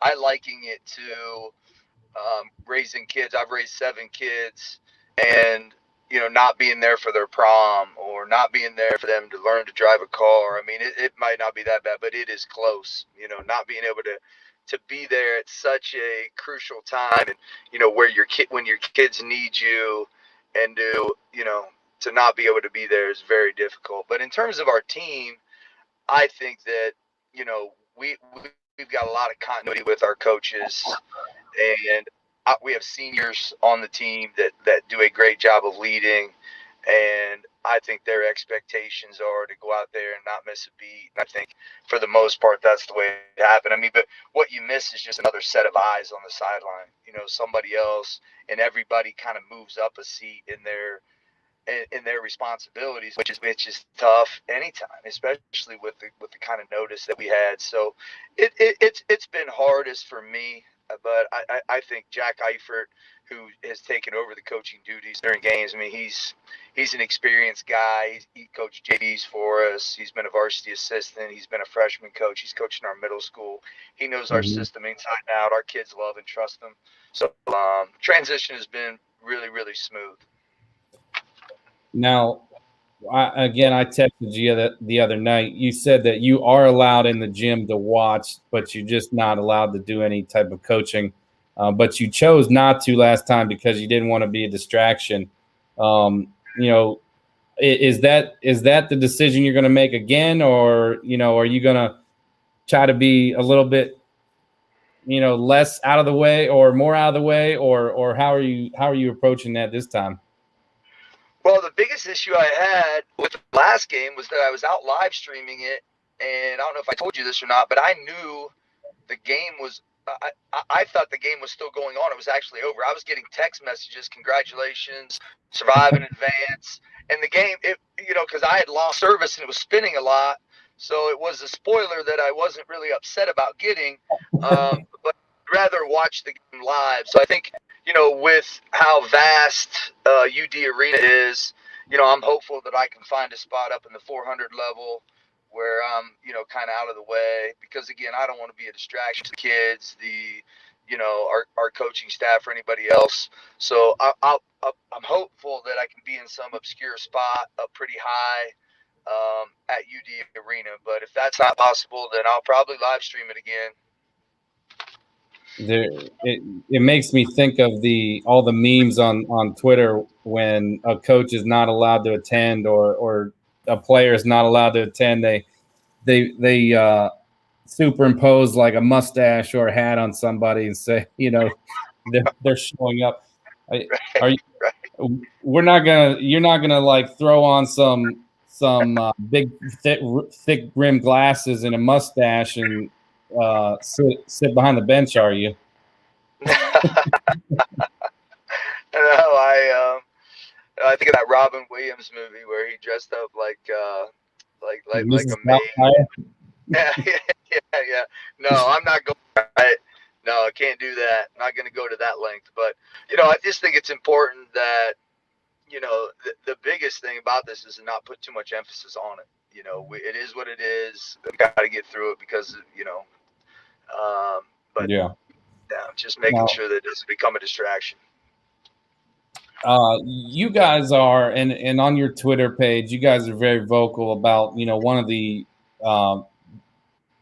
objectives of this season is for your alumni that did not get the chance to do this last year. How much of a driving force is that for you guys? And those kids that graduated last year, are they going to be there? Are they active in keeping up with what things are going on? Or, just kind of go through that and how much that drives you guys that those kids weren't able to complete that last year. Yeah, I don't think you can overstate the impact that those 4 seniors had on our season this year, and the emotion that it's been able to invoke in our kids and the motivation that it's given them. I think it means everything to them. I think it means everything to me. They were great leaders. They taught those younger kids, how to go about their business, and it shows this year. I mean, their leadership has carried on, and our seniors have done a great job of driving that forward. But to answer your question about their presence, I mean, they'll be there. They'll be at Dayton Arena without any question. All 4 of them will be there. I sent them, the link last night for tickets and the code, and I've kept in touch with them. To me, it being at Otterbein, Ari being a student at OSU, Natasia being a student at OSU, and then Gabby Stair having just an outstanding season at Ohio Dominican. I expect all 4 of them to be there tomorrow and Saturday, and it'll be a great weekend. Now, you guys have plenty of experience in state Final Fours. How is that? Obviously, it's a little further away from home for you guys this year than normal. But what are some of the differences between having it in Columbus and having it in Dayton for you guys as a program? Well, the 2 times that we actually went last year, obviously not being one of those times, but the other 2 times we went, we did it overnight. I mean, we were able to sleep in our own bed. It's about a 45-minute drive to the shot or, to St. John's, whichever the case may be. And so, being able to sleep in your own bed, I think, is an advantage. And not having to go stay in a hotel, but our kids have had a lot of experience with that. We've gone and played in a lot of different tournaments, and with AAU ball, all of our kids have played AAU and stay overnight. So, there would have been a time 5-10 years ago when I would have said staying overnight somewhere and having to travel was tough. But with the way basketball is now, I mean, everybody goes and travels and stays overnight, and it's just so commonplace that it really doesn't throw you off. But what you have to do as a coach is just make sure that you have an itinerary. You got to make sure that you're well planned. You got to make sure the kids know what to expect, because I think that's the worst thing you can do is just go wing it. So, I mean, they know exactly what we're going to do every hour that we're there. And I think they're extremely comfortable with it. I think they're excited about it. Tomorrow we'll get in those vans and we'll take them about 4:45, and I'm so happy about going to UD. Now, you guys, obviously the situation is a lot different for you guys, or for you, because you can't coach this game. But what about Akron Hoban? Do you know what are you expecting? What are some of the focal points for you guys in that matchup? Well, I know the gal that coaches them has a lot of experience. She'll do a great job of getting them ready. She'll do, an excellent job of in-game coaching. She has just a wealth of experience. I know they have several players that will end up playing at the college level. I think they're a team that they're a lot like us, that they play an aggressive brand of basketball. I mean, they're trying to dictate as much as possible. I think the unique thing about them that maybe you don't see a lot anymore is they really are deliberate about throwing the ball into the post. So, I mean, that's a challenge that not many teams see often during the season, and I think that presents challenges for everybody because of the uniqueness of it. And I think they'll be extremely physical. But we know how good they are. We know they're extremely talented. We know they're very well coached, and just look forward to the opportunity. How do you approach a game that you cannot coach? But I mean, you obviously Jack is going to be in charge, but like obviously the preparation has to be so much different. How do you approach that? How you got one game done, but you obviously got this one coming up on Friday. How is that different, and how are you approaching that as far as the interactions with Jack? Yeah. Well, I would answer that twofold. I mean, one answer would be, I'm sort of ignorant in that way because it's never happened. I've had 4 technicals in the last 6 years, and 2 of them came the other night. So, I mean, I have no experience with not coaching basketball games. I mean, I mean, if there was a manual on how to go about it, I would have read it in the last 4 or 5 days, but there's not. So we've pretty much just gone about things the way we always would have. I mean, like I said, Jack and I have coached both AAU together and high school together. I script a lot of what goes on in a game anyway. Now, obviously, there's got to be adjustments made, but I mean, the best adjustments are made within a bunch of organizations. So we script a ton of stuff anyway. So, and we have, scenarios. And so if, that's the one thing that just makes you nervous is that, it bothers me. I mean, it doesn't make me nervous as much as it just bothers me that I'm not there, to make those decisions, and Jack has to do it. But I'm telling you, he's stoked. He's pumped about it. He's ready to do it. I mean, it's not like he's saying, oh man, I wish I didn't have to do this or anything like that. I mean, it's almost like he got me ejected.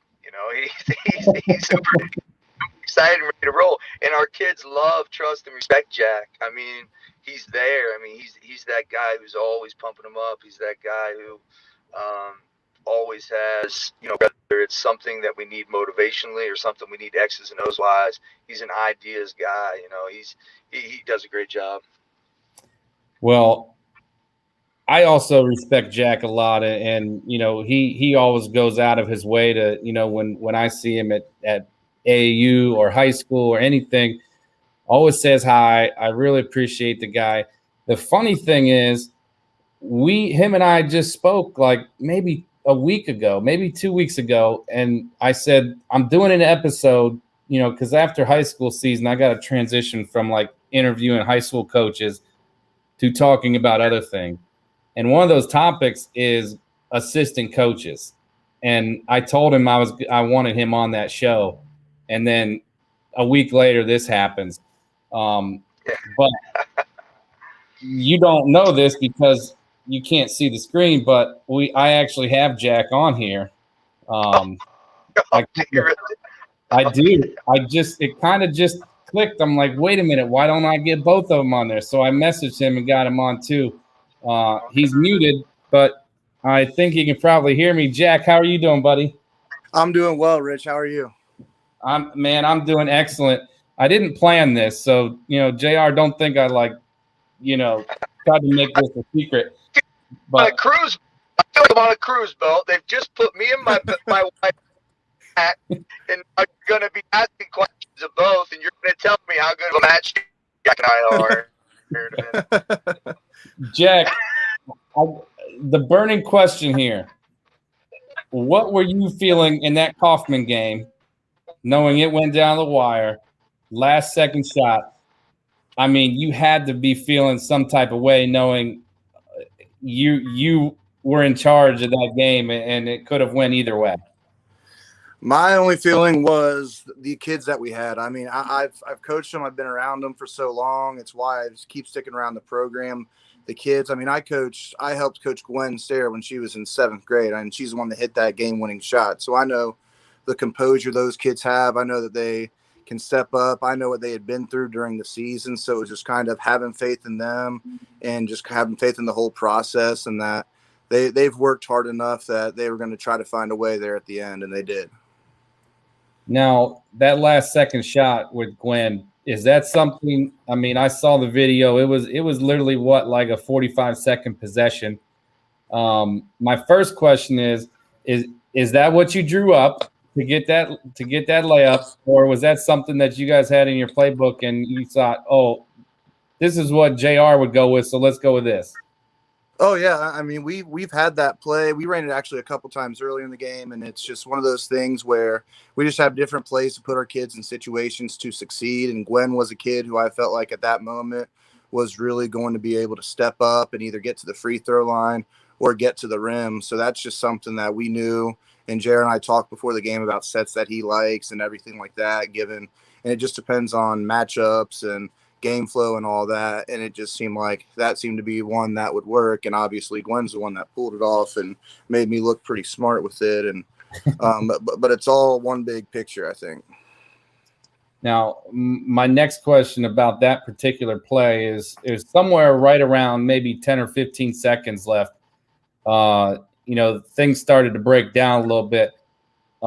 Did you have any thought to call a timeout there? Because in my mind, I was yelling timeout when I was watching that video. Yeah. As the ball was rolling towards our bench, I was right about to call timeout, and I saw them break loose with it completely and have decisive possession. I mean, we teach our kids to go after loose balls with two hands and make sure they gain possession of it, and that came through there. But timeout was definitely in the back of my mind there.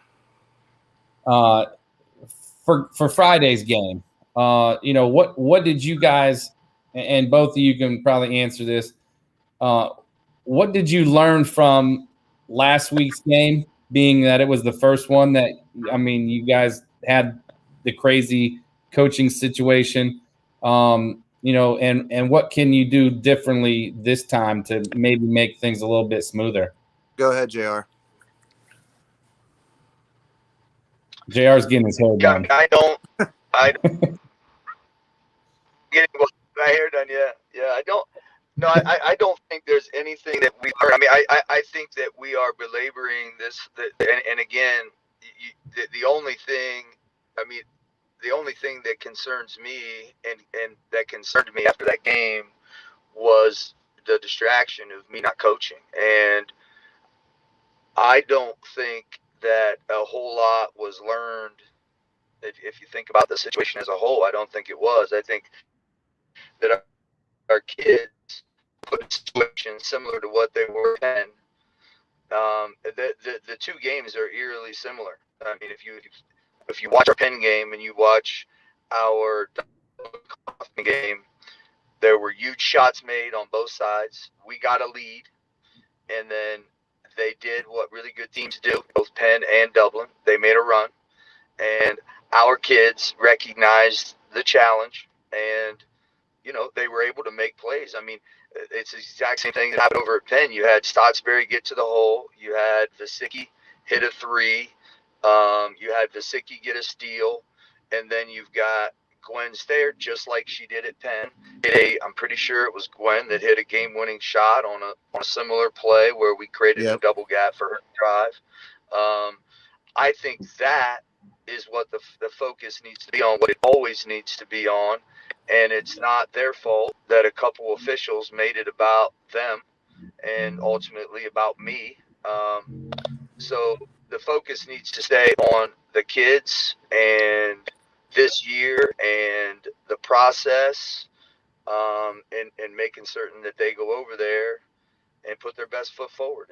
And then we'll learn from the experience, regardless of outcome. Now, if Jack pulls out another win, is he gonna? Are you gonna give him the associate head coach title after this year? Well, we'll have to think about him coaching on Saturday. I think. I mean, you can't. Maybe you just need to stay gone for the whole weekend. You know what I mean? That'll be the next question. But yeah, Jack knows that he's pretty much the associate head coach along with Stein right now. I mean, we've been together a long time, and the things that we've been able to do don't get done without the two of them.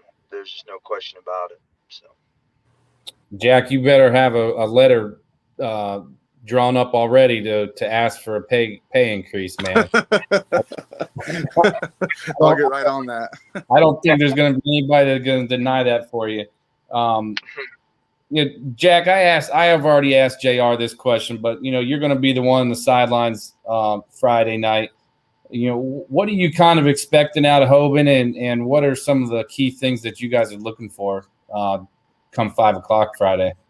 I mean, it's just, I think it comes down to keeping them out of the paint, just making them shoot tough shots. That's what our defense has been all year, is making the other team shoot tough shots, try to limit offensive rebounds, try to limit those extra possessions, and just try to play harder than the other team. I think that Hoban's no different. They're going to come out playing hard. They're going to be ready to go. They're well coached, and they've had a journey just like we have, but we just got to kind of have our alums in our head and have all of our reasons to play hard in our head and just try to get the job done and make every possession for them to be just a tough one and try to give them a tough shot. All right, gentlemen, I really appreciate you guys joining me. Again, I have a ton of respect for both of you, and I know that it's just it's a crazy time of the year, so it means even more to me that you jump on with me. But again, if you guys pull this out, I'm going to need you next week too. The state championship coaches next Tuesday night. I'm going to need you if you get it. Hey, it's great to talk to you. Thanks for letting us talk about our team. No problem, guys. Hey, best of luck this week, and we'll be seeing you here in about, 36 hours? Yep. All right, guys. Have a good night. Thanks, Rich. Yep. Bye. Bye.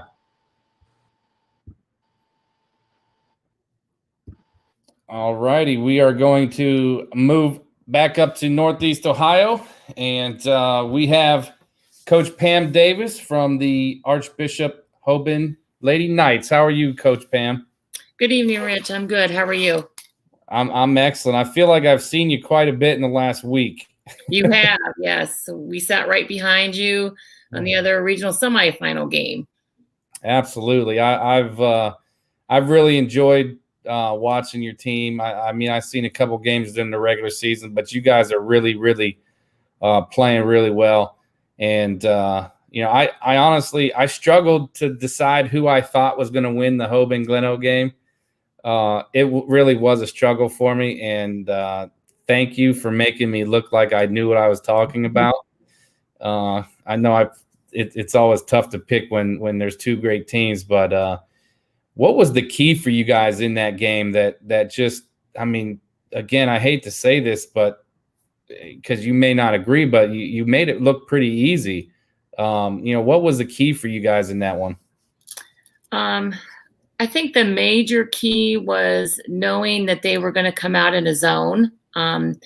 We felt that they had a great starting five, but their bench was a little bit on the weaker side, and they probably wanted to conserve energy because they were so much bigger than us. With Hall and Weir and Metz, they were taller, and then which they felt they probably could control the board. So we just worked on a few new sets to attack that 2-3 zone.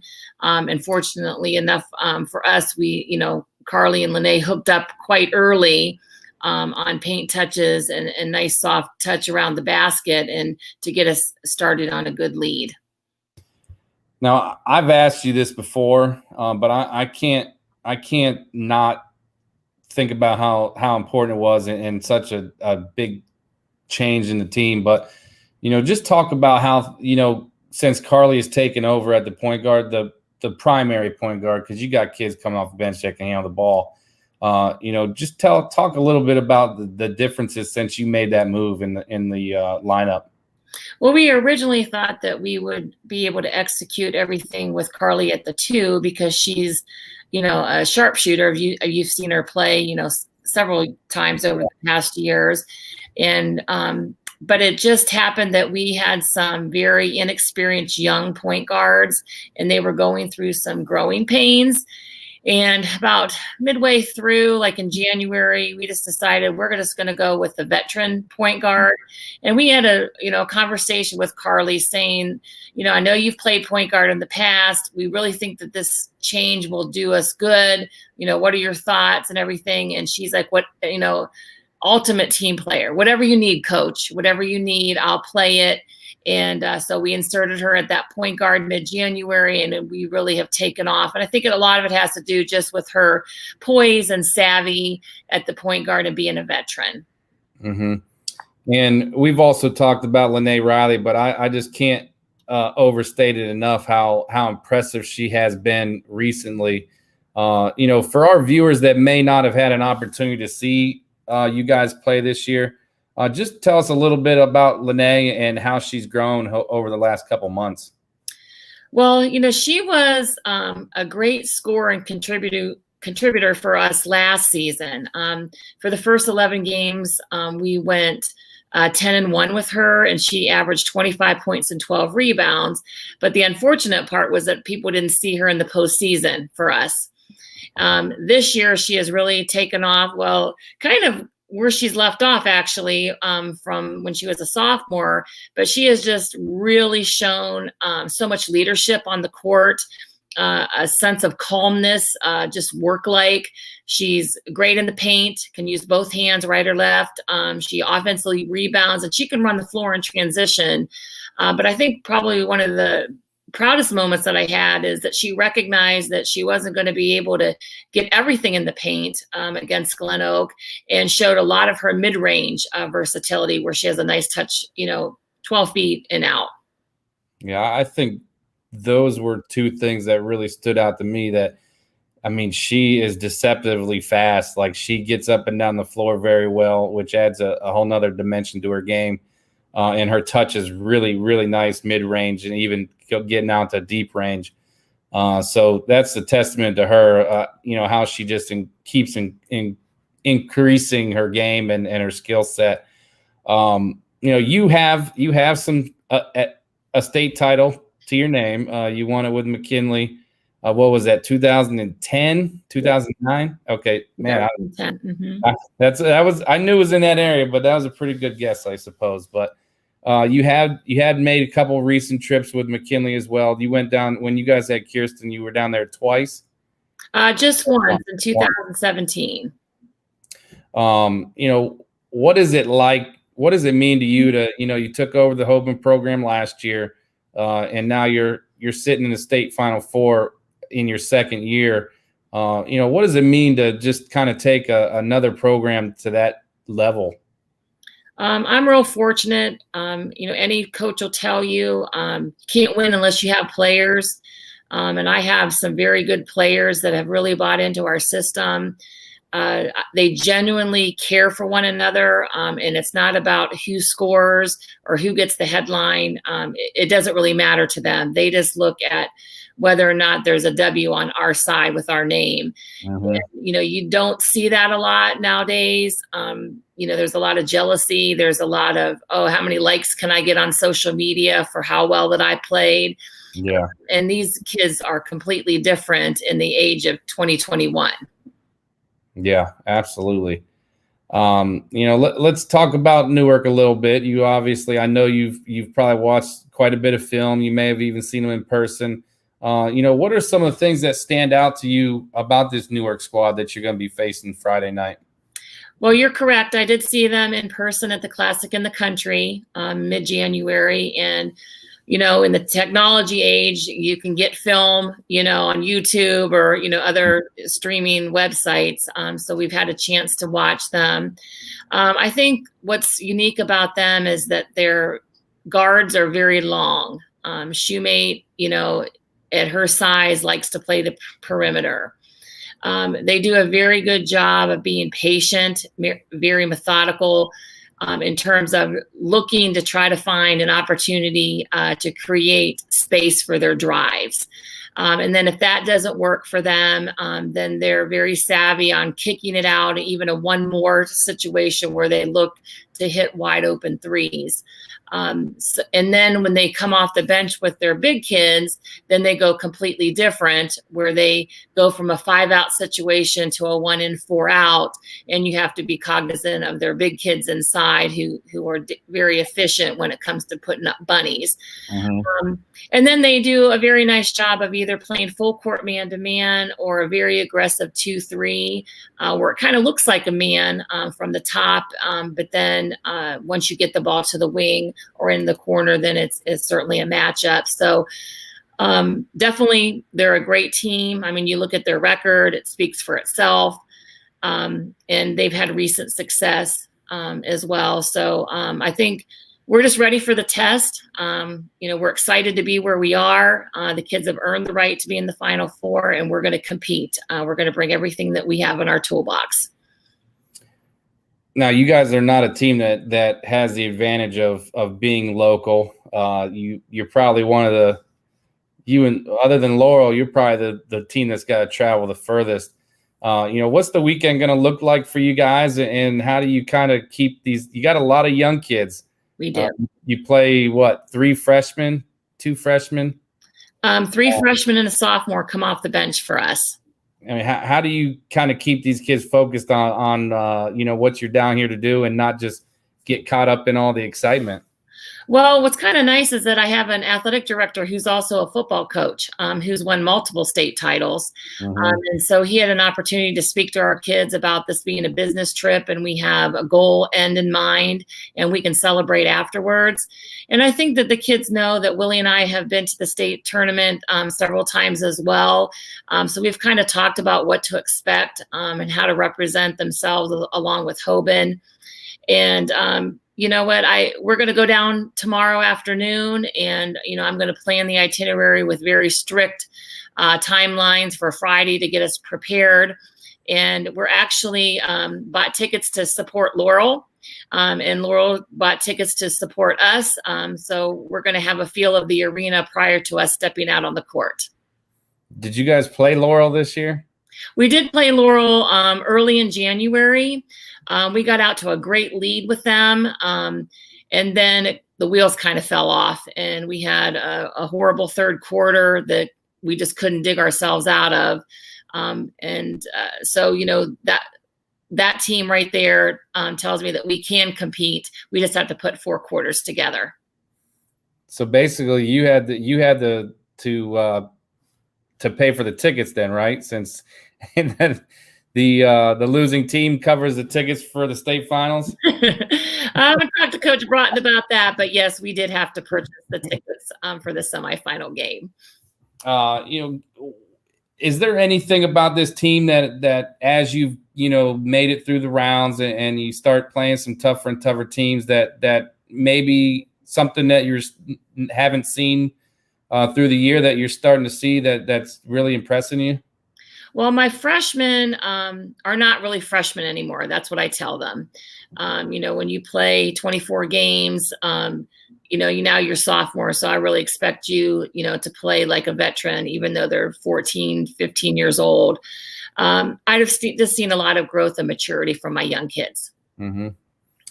Well, Pam, I want to thank you for your time. Again, you're always someone who really helps me out, and anytime I want to talk or want to get something from you definitely make that happen. So I appreciate that. And I wear so much red and black, man. I've been accused of being a McKinley homer for years.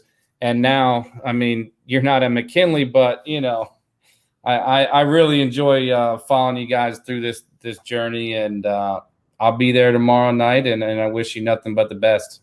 Great. Thanks, Rich. Appreciate the invite. All right, Coach. Have a great night. Thank you. Yes, you do the same. Well, that's it for the show. We got to talk to 9 of the 16 coaches. I probably could get a couple more on the line, but I don't have the capability of getting them on the phone with me anymore since my podcaster's batteries died. But now I guess we're going to see who I'm going to pick to win. And we'll see here. Let's start with tomorrow's games. We got the 11 o'clock Convoy Crestview versus Fort Loramie. Obviously, I'm going to go with Fort Loramie on that one. I don't know that there's a team in the state, even in any division, that's would play Fort Loramie, and I would predict that they would beat them. So I'm going to go with Fort Loramie on that one. The Waterford McDonald game, kind of a toss-up. I'm not real familiar with what Waterford has anymore. I know they have a great tradition, and they've been to the state Final Four many times. They had to beat a great People's team with J.C. Justice that scores a ton of points in the regional finals. Reluctantly, I'm going to go with Waterford on this one, just basically with the tradition and the coaching staff down there. I think they'll have their kids ready to play.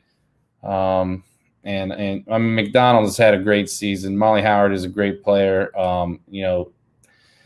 Sophie Constantino, the other Howard twin. I mean, that team's had a great year. But I am going to have to go with Waterford in that one tomorrow. The 5 o'clock game, the Ottawa Glandorf and Waynedale. Another tough one. Try to get Coach Geyser on tonight, but he just had too many team activities that he couldn't get away from. So, tough game. I think Waynedale is playing as good as anybody right now.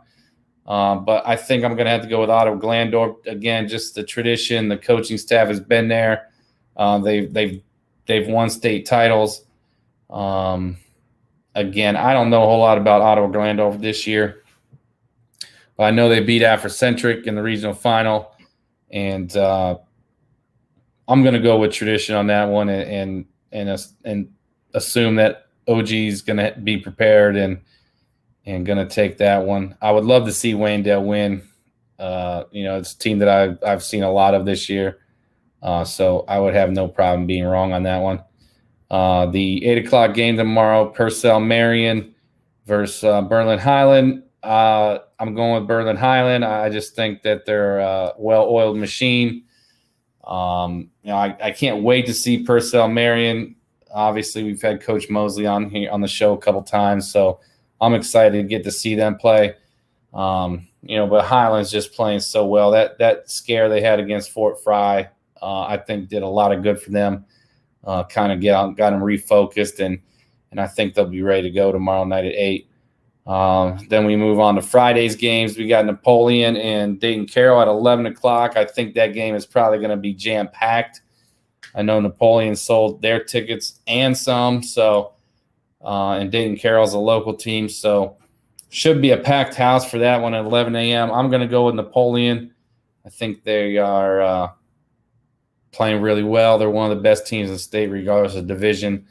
So I'm going to go with the Wildcats on that. Then the 2 o'clock game, we got Vinton County and Laurel. Going to go with Laurel. I just think that there's so much talent on that team, and they're playing really well. They're not overlooking anybody right now.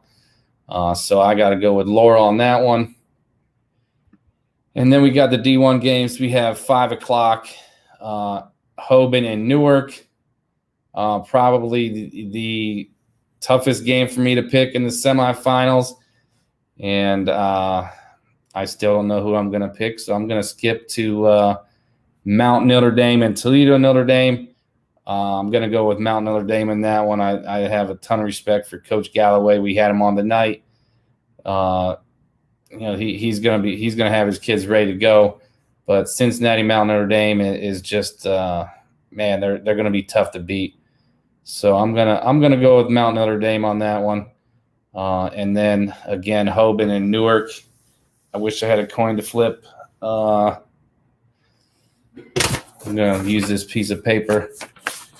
If it lands on the words up, I'm gonna go with Hoban. If it's no words up, I'm gonna go with Newark. So let's throw that in the air.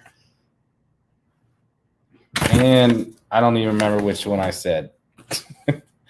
It's words up. So whoever was words up, I'm going to have to go back on the film and watch it. But words up, I'm going with the win. All right, guys. I appreciate everybody tuning in tonight. And, man, there's a lot of people watching right now. So I hope my picks weren't too bad. So, again, everybody, thanks for listening. We had a lot of great coaches on tonight. Thank you guys for your time. And we'll see everybody at Dayton tomorrow. You catch me over at the games.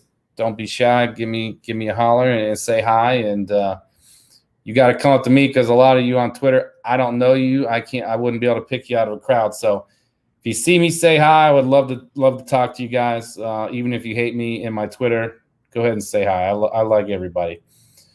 So congratulations to all the teams that made it this far. Good luck to everybody. We'll see everybody in Dayton tomorrow. Do something good for somebody. Treat others well. And do not be fake.